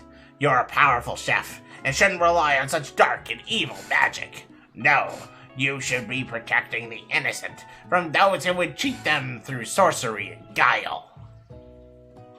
If you need me, don't fear. I will be there. It sounds like there are some bad cooks in the kitchen of life. Priest, together, I am sure we can defeat them. Come back to my hideaway and we can discuss. Oh, hell yeah. A personal invite? You can't imagine what Colonel Sanders' home must be like, but it sounds like you're about to find out. Stepping inside Sanders' home, surrounded by his things, you start to feel a special bond with him. It looks like you live such an exciting life, Colonel Sanders. Every day can be an adventure if you approach it with the right attitude. Long ago, I made the decision to never stop searching, never stop working, never stop imagining. Have you been working on any new recipes of your own lately? I'm always excited to talk about food with another ambitious chef. Well, there is something. It's just a side dish that I've been tinkering with, trying to find the right balance of flavors and textures. I'm not sure I've nailed it yet, but I'm close. Colonel Sanders' eyes perk up as he starts to wonder what dish you might be describing. It's meant to pair with something spicy, or something crispy. Both, perhaps? Now you've got him right where you want him. Should you reveal your new creation to him, or keep it secret? We reveal it. You decide that you're as ready as you'll ever be to share your original cooking with Colonel Sanders. Before you can talk yourself out of it, you decide to dive in head first. You reach into your lunch bag for a special dish you've been keeping on ice all day. I present to you my original coleslaw. The shredded cabbage dish glistens in the light of Colonel Sanders' Luxe hideaway. Magnificent! Together, you chow down on the creamy slaw until just a spoonful remains in the bowl.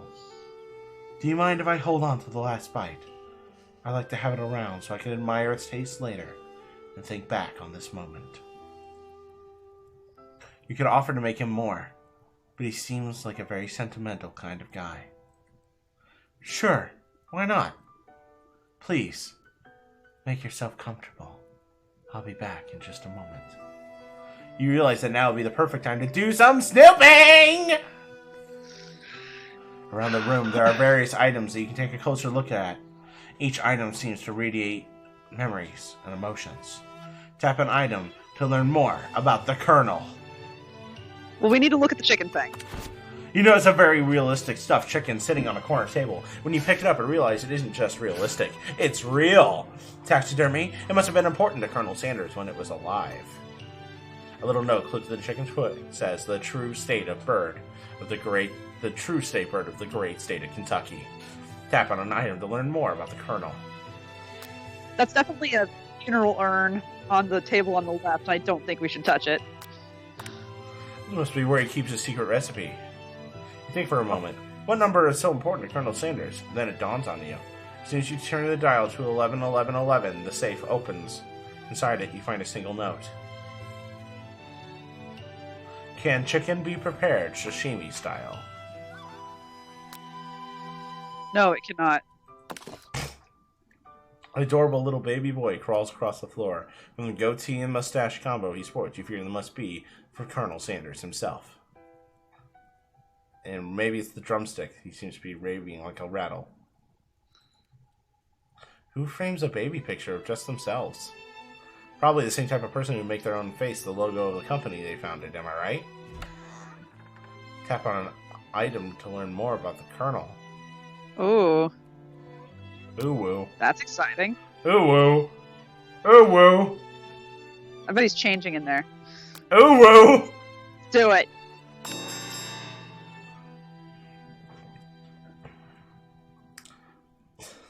You open the door to Colonel Sanders' closet and find a row of his signature white suits hanging within. You take one off its hanger and try it on. And click out of the window, I guess. Hey. The jacket is a bit big for you, but it's soft and comfortable. You give yourself a deep hug, breathing in its scent. They say home is where the heart is. Is this what they meant? Before you can look any further, you hear Colonel Sanders returning. He has a new dish he's been working on, and he wants you to taste it. You try to act casual and ask you why you're wearing his jacket. Aww. I don't usually loan those out, but I must say it does look good on you. Oh crap, the jacket. You forgot to take it off. I say we tell the truth. You confess. I think I've developed feelings for you. I might be developing feelings for you too, but I'm concerned. I can't let anything get in the way of my dreams. Overwhelmed, you take off the jacket and run for the door. But the thought of leaving Colonel in the midst of such an emotional breakthrough gives you pause. You stop yourself. Colonel? Yes, priest. I honestly think this may be the beginning of something wonderful. I think you're right. We should take things slow. You talk late into the night and drift off into a slumber. Dream sequence! Oh my god, we're doing it, guys. Okay. I'm so hungry now. This game has made me like endlessly hungry, and I have enchiladas to eat. I haven't eaten dinner yet. Oh my Apparently god. this game is 3 hours long. You wake to the beautiful morning Colonel Sanders' hideaway. Did you make the right decision on how to respond to Colonel Sanders? Only time will truly tell. Today is a day that could change the rest of your life. Your thoughts are interrupted when Colonel Sanders emerges into the room. He's holding a gorgeously plated breakfast, and your mouth waters at the sight of it. Here's a simple breakfast I just whipped up. It's meticulous. You taste Colonel Sanders' food, and it takes you on a journey. When you return, he's waiting to ask you an important question. So, would you say that we're the perfect match? How presumptuous. My cuisine and your taste buds, that is. Such confidence, such grace. Could he be the world's greatest gift to cookery? Ooh, I don't know about this one. I don't think we should. I think we should flatter him, but like, I don't know, man. Chat! Chat! Do we take him down a peg or do we flatter him? Alex, Sunbro, James, what do you say, kids? Oh, and somebody else is in the chat too. Whoever else is watching, I think it's either Haytech or Lasagna203 or Zanky Bear. Loss! Lasagna! Love you, dude! I'm up. Flatter. We have a vote for flattering. Who else we have?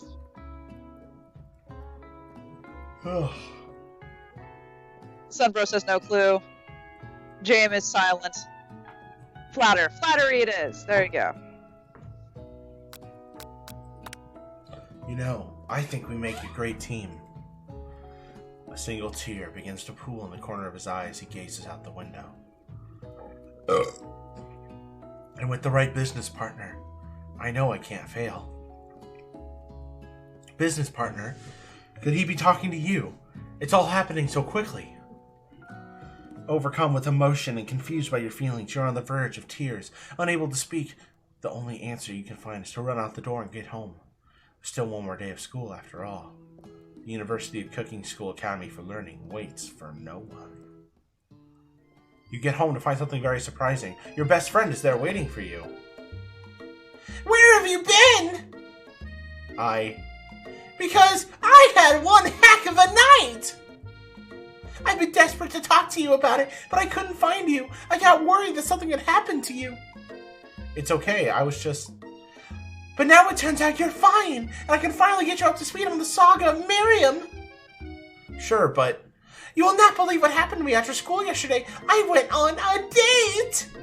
I love her and the machine. I love it so much. I think I can believe that. Since I've been partnered up with Clink, he asked me to go out with him. And of course I told him, you better keep all your dials turned to polite and respectful, because I'm not that kind of girl. But he was just interested in spending some one-on-one time together and getting to know me, and so I said, yeah, sure, I can get to know the little metallic guy. Long story short, he took me skydiving with his friends, but things quickly spiraled out of control.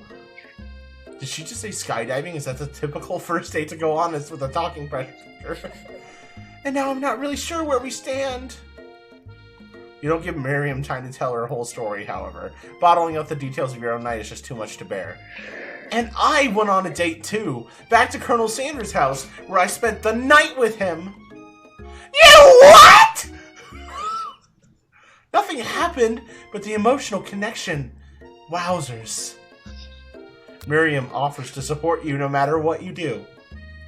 Aw, thank you, Miriam. Together with your bestie, you feel like you can do anything. When you arrive at school, you encounter your rivals in the quad.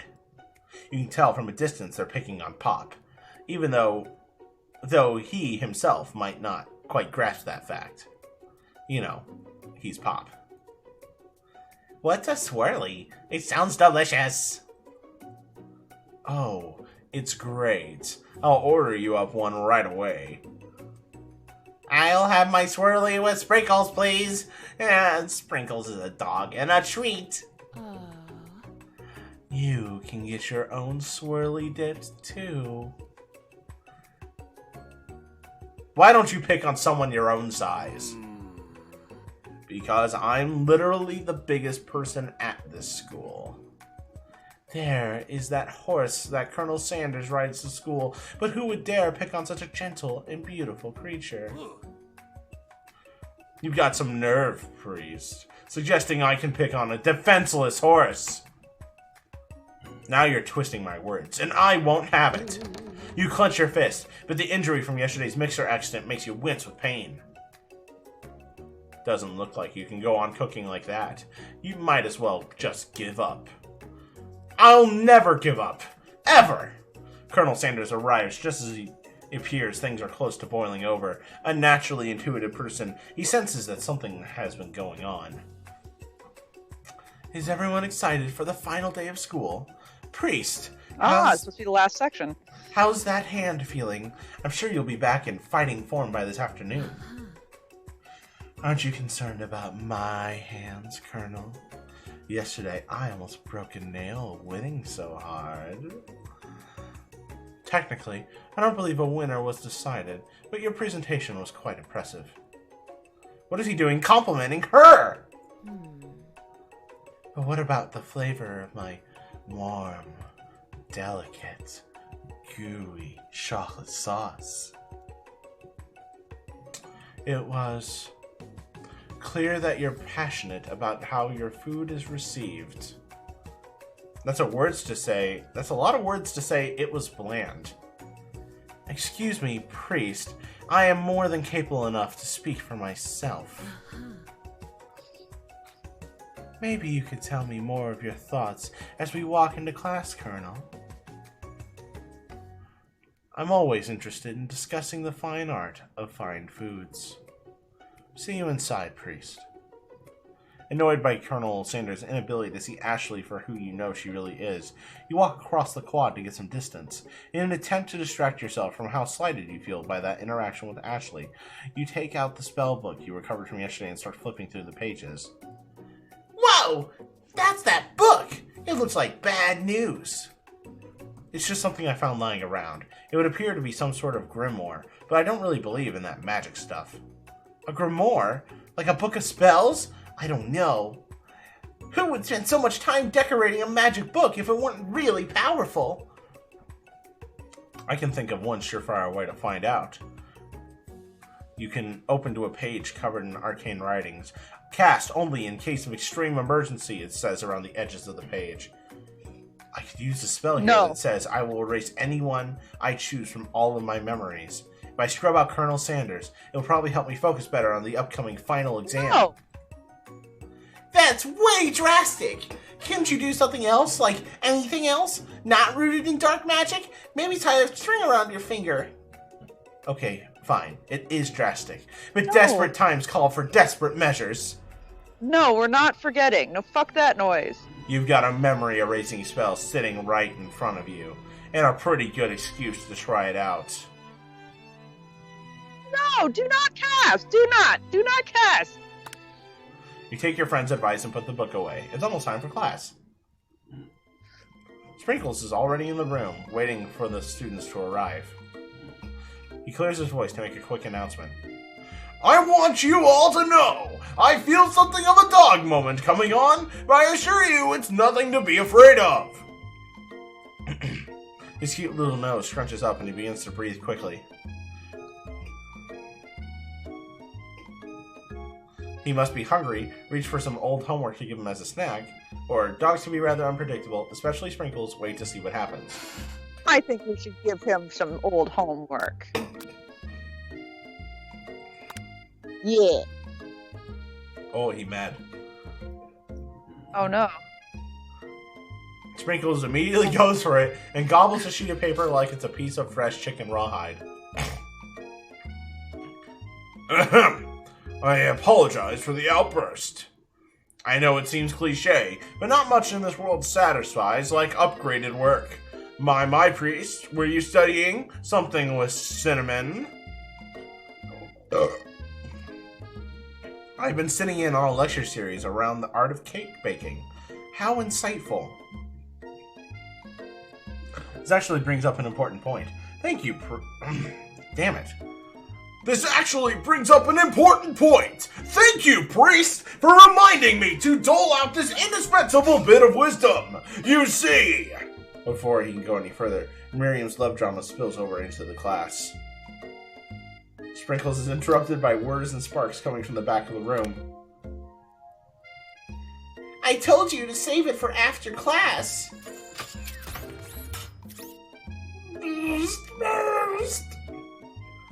You think I wanted to be thrown from a plane strapped to a stranger? Miriam and Clank appear to be arguing. We still haven't learned to speak Clank's language of mechanical noises. But no! You have to show off your cool kid friends Jeff and Joan. J and J forever. Watch us form a triangle in midair as we descend. Triangles are the strongest shape, don't you know? Yeah, well, it doesn't make it a great date. Beep. Then take Jeff and Joan with you. You can hold hands as you pedal down the mountain or off a cliff for all I care. Lewd. Clank begins to shudder. Steam pours out of the gaps in his panels, and then a loud ding stops him in his tracks.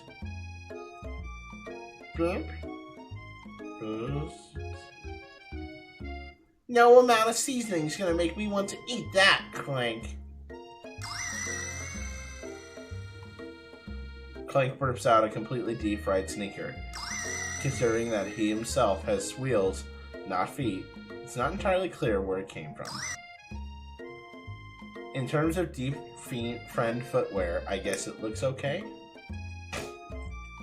Clank slowly rolls out of the room to be alone with his shoe.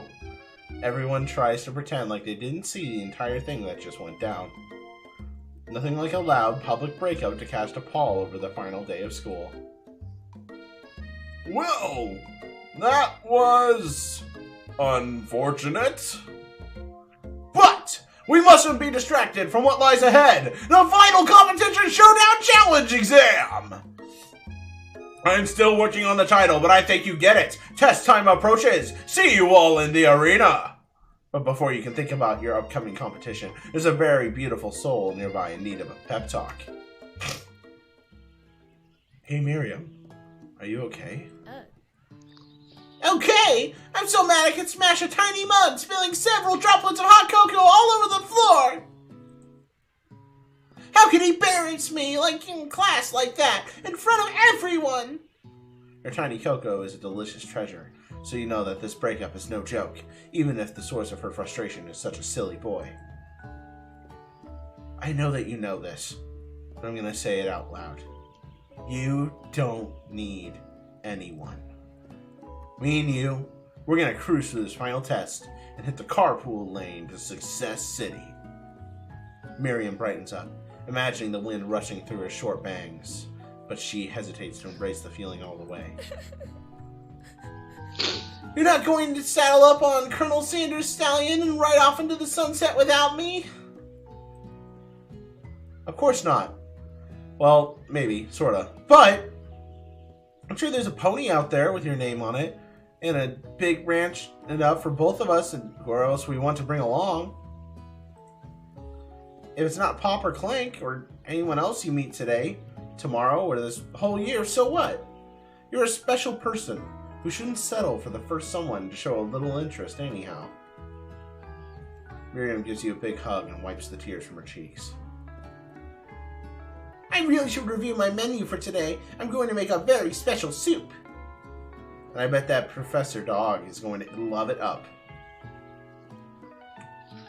While you were pep-talking Miriam, you completely missed lunch, but that's okay, because you had a better idea of how to spend the time before your exam. You decided to head the arena early to practice a dish. This is it, the location of your final challenge. A test of will, a test of courage, a test of talent, and a chance to beat the pants off Bon Bon, the supposed Mon Mon, and his eviler counterpart, Ashley. As planned, you begin to run through a quick test of the recipe you've been working on. Priest's famous chicken pot pie. After practicing for months, making this dish comes out second nature to you, and you've able to quickly get a fresh pot pie in the oven, but as soon as you do, your cram session is interrupted by Colonel Sanders. Priest, what are you doing here? There's still some time before the final exam. Oh, just taking it all in. I'm a big into visualizing success. I'm looking at my station and picturing victory. The pot pie has begun to bake, and the smell is slowly filling the space around you. Visualizing, huh? That's too bad. I was hoping you were cooking something delicious. You'd usually happily share your food with anyone who was hungry, but the last time you let Colonel Sanders get in your head, it cost you a cook-off. You decide that it's time to put your cooking above your romantic desires, but the decision gets hard to stick to when the oven timer goes off behind you. Let's tell him about it. Let's tell him about our pot pie. Okay, you got me. I'm doing a little bit more than visualizing. I know my nose can smell a pot pie from 400 yards. That's an oddly specific distance, but you expect nothing less from such an oddly specific man. You knew a pot pie just from the smell? Not just a pot pie, but a chicken pot pie with an all-butter crust. And my nose is telling me something else. Oh no, is it burning? Haha, no. I can smell that it was made with a heaping helping of TLC. I don't want no scrubs. A scrub is a guy who can't get no love from me, hanging out the passenger side of his best friend's ride, trying to holla at me. I was just gonna let you go. Are you done? But it'll probably start burning any second if you don't pull it out. Pull it out, priest. The moment of truth. Wow. It's the best pot pie I've ever tasted. And I've always loved country cooking, and I could eat this all day. There's no time left. The final showdown is about to begin. Sprinkles lays down the ground rules. There are no rules! It is to accept a cook with everything you've got! You step up for the cook-off of a lifetime. You decide that mac and cheese, plus the pot pie you've been practicing, are just the dishes that will push you over the edge to victory. Meanwhile, both Von Von and Ashley are preparing wildly elaborate dishes per their usual over-the-top selves. Miriam in her giant magnifying glass and several sets of tweezers, she's definitely prepared to go big, going small. Colonel Sanders seems to be harnessing his 11 herbs and spices, but he's trying to find a way to improve on something perfect. His original recipe, fried chicken. The intensity of the room starts at a full 10 out of 10, with a frenzy of action. Everyone is calling out really cool special cooking moves as they prepare their food. Wow, this is getting serious. Colonel Sanders batters his chicken as he levitates it through through the air. Eagle Wash! Miriam fiercely injects ingredients into an itty-bitty pot of broth. Best friend blaster! Best friend Beaster Blaster! There you go. Von flexes his pectorals as he chops open a sea urchin. Let's rock and roid! Ashley scoops her pastries off the tray with lightning speed. Shallow personality spatula. Oh my god, this Even game. Crank gets in on it. 5-dial pressure point! Chicken cooking technique. Wait, when did Clank learn to speak English? It's the singularity, as was foretold. We mustn't let it happen, or the appliance uprising will take us all. Self-destruct. Von quickly unplugs Crank and rolls him out the back door of the arena. As you frantically prepare your Clank, by the dish. way. His name is Clank, not Crank. You keep saying Crank. It's like, you getting crunk in there, Priest? Everybody in the club getting cranky. As you frantically prepare your dish, you notice Ashley has a spell book out. Is she going to use some dark magic to turn the tide? You've got a book of your own, and you're desperate not to see her win another battle. Should you take this opportunity to fight magic with magic, even if it's almost certainly evil magic? No, No. you do it the hard way, like Colonel Sanders said. Who needs magic when you've got passion? I'm going to do it the hard way! Colonel Sanders sees that you've chosen to win on your own terms, and he gives you a subtle wink from across the room. I believe in you, priest. Miriam notices too.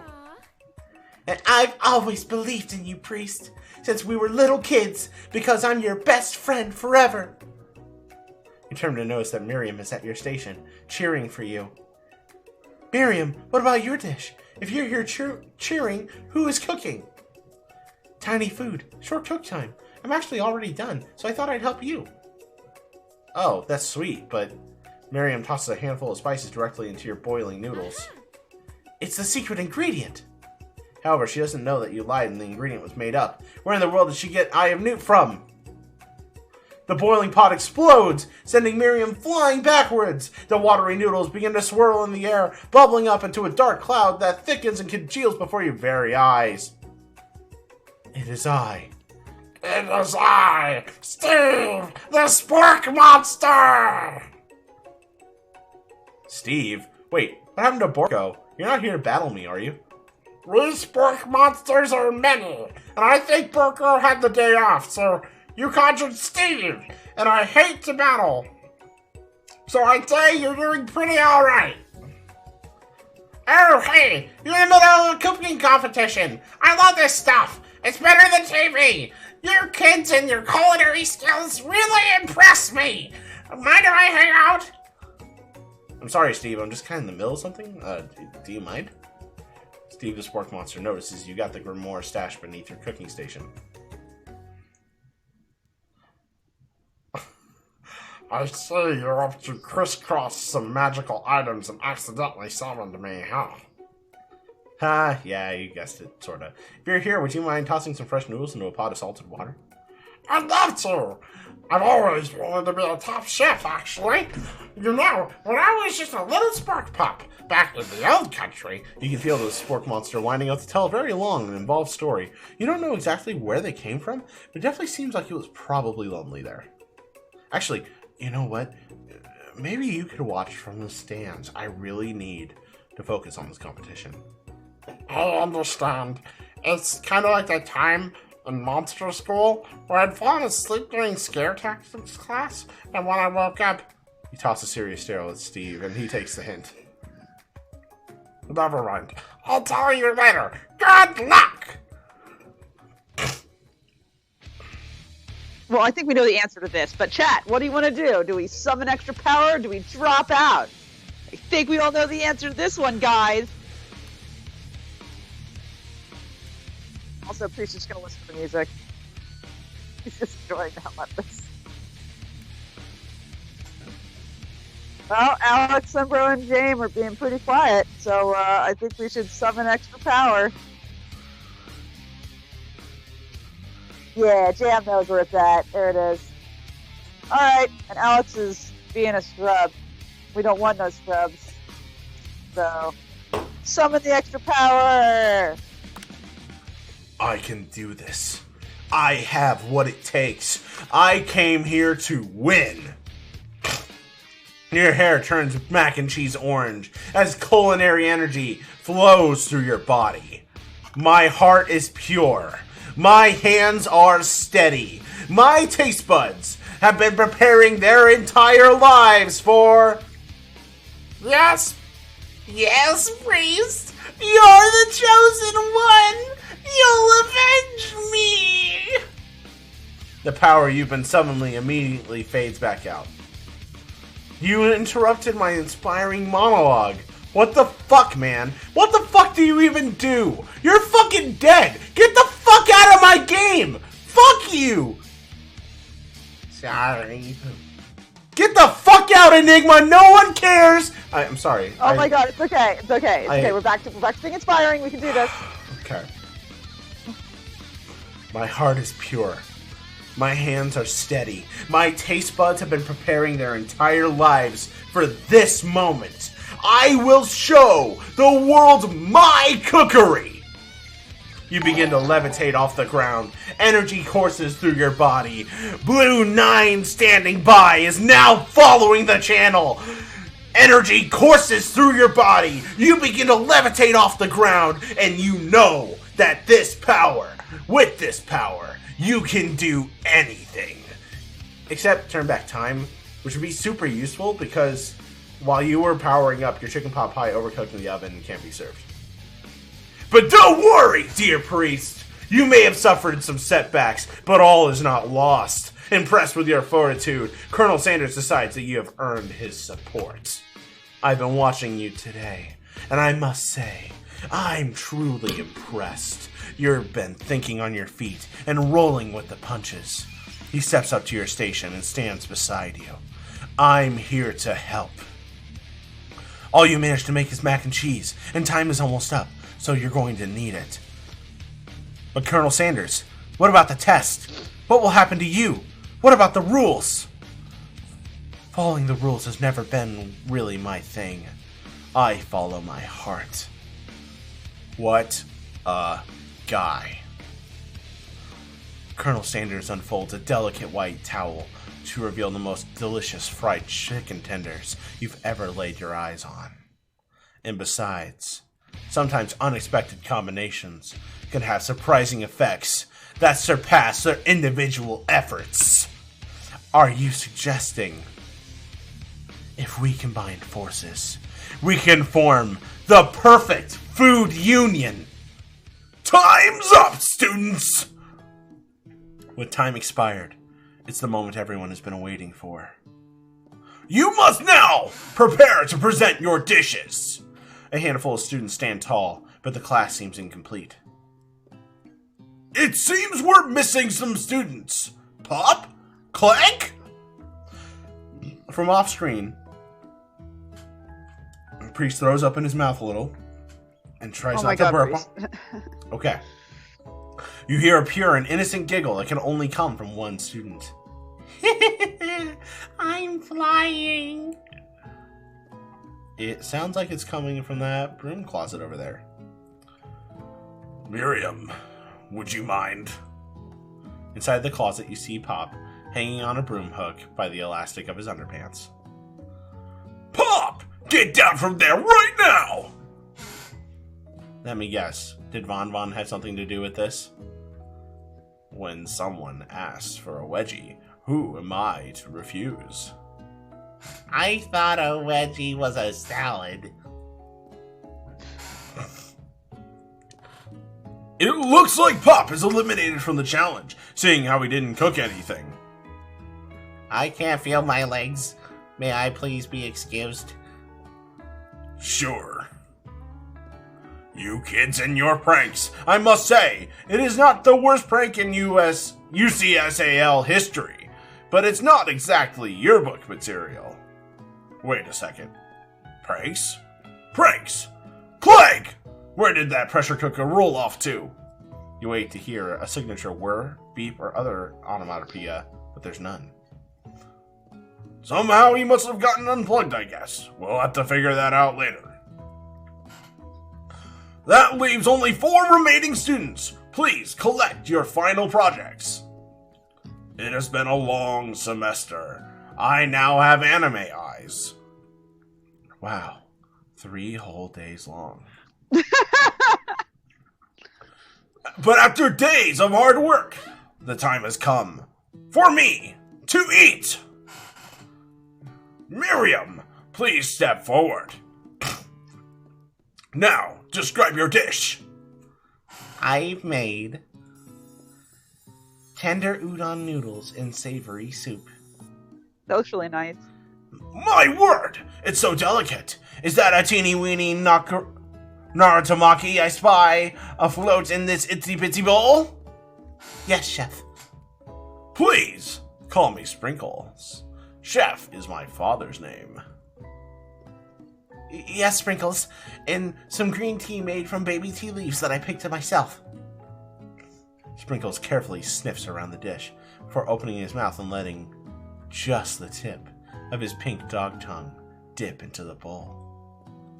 Sublime! Would anyone else like a taste? Oh, come on. I'm not one of those dogs who doesn't floss. I even have a really cute electric toothbrush for dogs. Fine. I'll enjoy it all by myself. And in a flash, the entire meal has been devoured. Not that it took much. It was less than a thimble's worth of soup. A+! Rarely do I taste a dish with as much love poured into it as yours. Miriam is overjoyed. She gives you a huge hug. Thank you, priest, for helping me to believe in myself. Von, you're up! Now, describe your dish. I made uni over smooth egg custard in an axe-hewn urchin shell topped with caviar. Did you skewer one type of urchin with white spines from a second, different colored type of urchin? Yes, Sprinkles. A bit much, don't you think? That's exactly why I did it. A bit much is my kind of brand. Doesn't it look cool? Sprinkles leans in to sniff the uni, but he can't get his nose close on account of all the spikes. He begins to paw at it erratically, causing the custard to slosh around.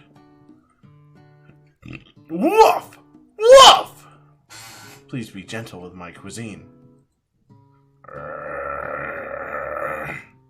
Finally, Sprinkles goes all in, tongue first, but he can't get past all the needles. He reels back his tongue as poked and prodded. Ouch! My tongue! The professor appears to be having an allergic reaction to the sting. I can't eat this! It keeps stucking my tongue! Disqualified! A stunning turn of events. Who would have thought that serving food in a bowl made of needles could have made it difficult to eat? Yeah, really. Dejected, Von does not go gentle into that night. Disqualified for glamour? Don't discount simplicity! This isn't the last you've heard of me. Before forcing us to endure his swollen tongue for another moment, Sprinkles graciously laps up a bowl of milk. I know. Yeah, I'm a dog and I drink milk. Get over it. Sometimes it helps my agitated tongue and gives me the runs because that's what happens to dogs. Next student! Do not give dogs milk. Do not give dogs milk, everybody. I've learned this the hard way. Ashley, it's time to step up. Now, describe your dish. I made orange blossom Turkish delight in a light rosewater syrup topped with French meringue, topped and connected by sugar glass. I think I hear pencil gently breathing. I would like all of that. I would like that very much. It is very frou-frou, but you don't understand how much I like Turkish delight.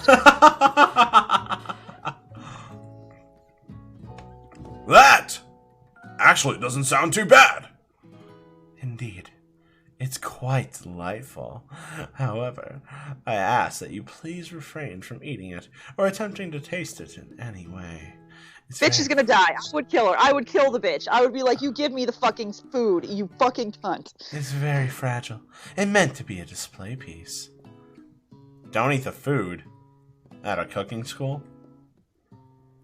Got toast in your ears or something, priest? I told you, it's a display piece.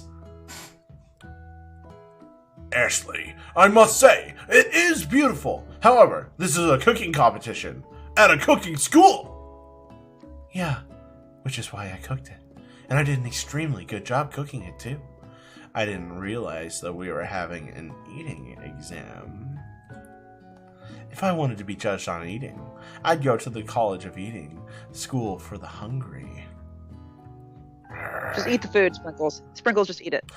I suppose you could smell it, if you absolutely insisted. But don't breathe too hard. You might disrupt the sugar spiral. If the food cannot be eaten, it cannot be judged. You are disqualified. Rage overtakes Ashley. She finally cannot keep her two-faced routine up. You wouldn't know high-end cuisine if it cooks you. And with that, Ashley storms off to rededicate herself to being the best, but this time without being shackled by trying to be fake nice and liked by everyone.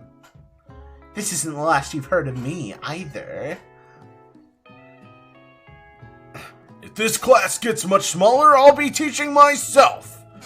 You and Colonel Sanders. The final cooks step up together.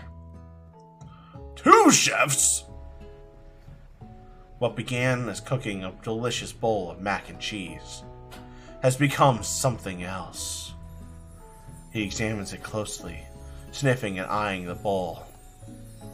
Uh-oh, I don't have a good feeling about this. From somewhere in the room, a literal drum roll plays.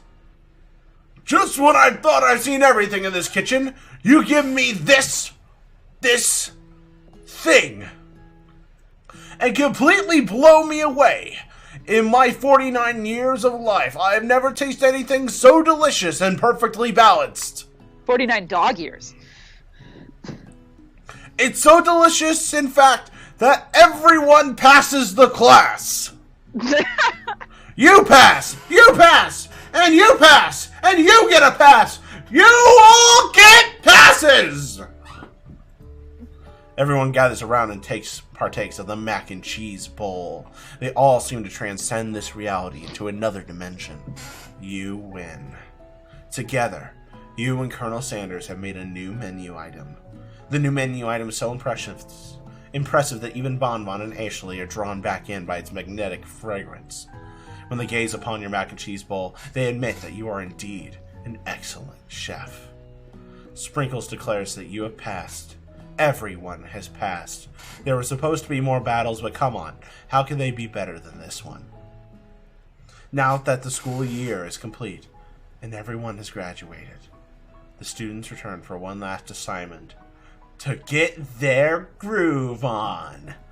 The cafeteria has been completely redecorated in order to serve as the site of the school's graduation dance. Compared to the massive high-tech cooking arena, the humble decor seems downright cute and cozy. DJ Dog is in the house! Oh, oh, oh! Where's Milo? You knew that Sprinkles was a master chef, But also a world-renowned turntablist? Who says you can't teach an old dog new tricks? Where is Milo and is he okay? Von and Ashley tell everyone that they've committed themselves to righting the wrongs they did when they were villains. And click out of the window. Whee! For a moment, you actually believe them. Not another haunting. No ghosts allowed at the graduation! It's clearly written in the school's bylaws! I was never actually a ghost. It was all a trick to get you to finally notice me. Oh! Amusing. And now that everyone's together... It's the Spork Monster! He is totally mellowed out! Everyone, the Spork Monster is no more! From here out, I prefer that everyone refer to me by my new name, the Party Monster! Student tries to finish what he had to say, but everyone is too wrapped up talking to Spork. Sorry, Party Monster. Dejected, student walks off. Maybe I can join the barcast. Maybe things didn't work out for Miriam romantically, but she found the love in her cooking, and you know she's gonna do great. A red carpet rolls across the floor of the ballroom. It's like a Hollywood movie premiere, but who could command such an entrance? It's Pop! He arrives late to the dance, but apparently for good reason. Walking the carpet, you see perched atop his dirty chef's hat, a crown? Welcome back, Pop! I know you weren't able to complete the final exam and accept your diploma, so we mailed it directly to your father. We figured it's the least we could do for the school's dean. Oh, now I get it. And we get a new wing on the school! Not to mention the honor of educating the son of Chancellor of such and such! Jesus Christ. The music at the dance is interrupted by the sound of sparkling and electrical hissing. It's Clank, who has arrived late to the dance. Now that I have graduated, I can reveal my truth. Whoa, he's still doing the talking thing. I am Clank, and I am not of this earth. I am actually from a faraway planet in another dimension. What? What? I actually felt like I knew this the whole time. Now that I have learned the ways of your kind, I must return. Miriam, will you come with me? I don't know what to say. Besides, no, obviously. I have just begun to learn who I really am. This isn't the time for me to devote my life to figure out who you are, Clank. Holy shit. Fucking actually good. Fucking Snaps for Miriam, like, snaps for Miriam. fucking actually good moral here. You're blown away at Miriam's maturity. It's pretty clear she's managed to suppress you in that regard. I understand. Kind of. Humans are weird. A portal opens up and Clank disappears through it. Finally, Colonel Sanders arrives. Howdy, classmates. Just like the first day you met him, he has come prepared to feed the entire class. However, it's not enough to just give them a bucket of chicken. This time, it's time for a full meal. I didn't just get the most famous chicken man in the history of chicken and man by not reminding people to go out and buy my chicken.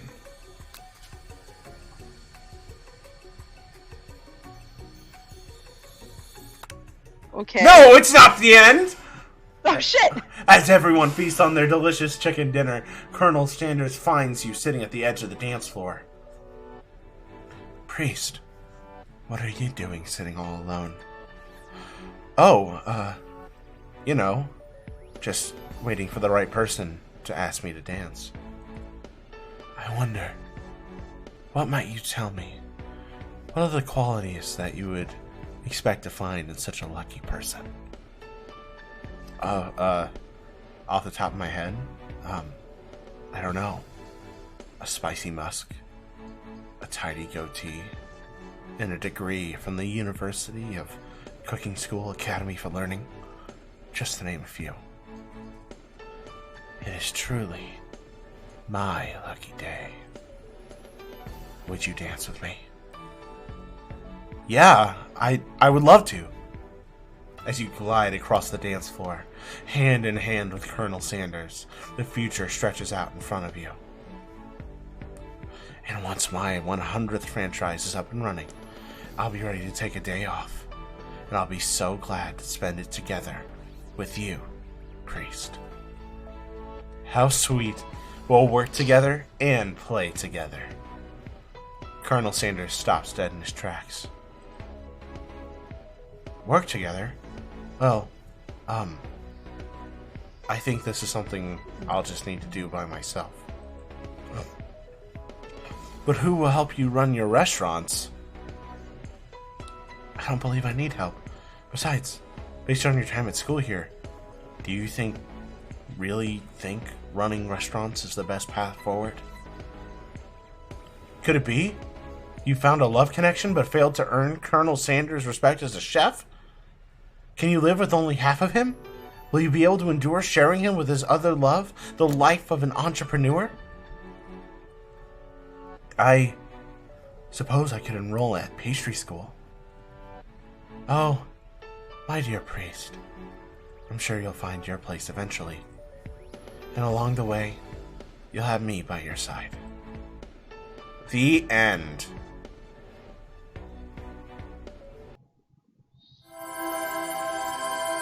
So we're not respected by the Colonel, but we got him to fall in love with us. So what do you think, priest?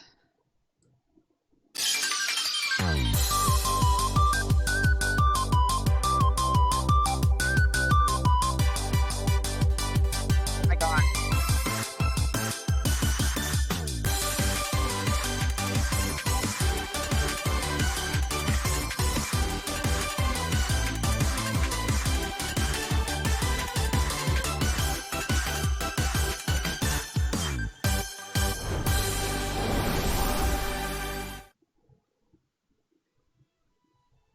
Oh my God. I'm fucking hungry. So hungry. What do you think? This was some fucking shit. And this was everything I kind of hoped and wanted it to be. Is it a cheap advertisement by a company that makes fried chicken? You fucking bet. But I love it. Yes. This was just self-aware enough to still be enjoyable to play while it was still a fucking advertisement through and through. Yeah, it definitely was. All right. I think that's our stream. Thanks for tuning in to watch us play Falling in Love with Colonel Sanders. Do you know of any other fucked up dating sims that you want us to play? Please, I love them. Tell us, and we'll do it. Maybe there's a game where the girl is a mantis, and, we date them. Suggest it. I already own it. Let's play it. See you next time. Keep Bye-bye. fried fucking chicken. Hungry. Fucking, none of this is what I wanted. Fucking, please wait. Boneless chicken.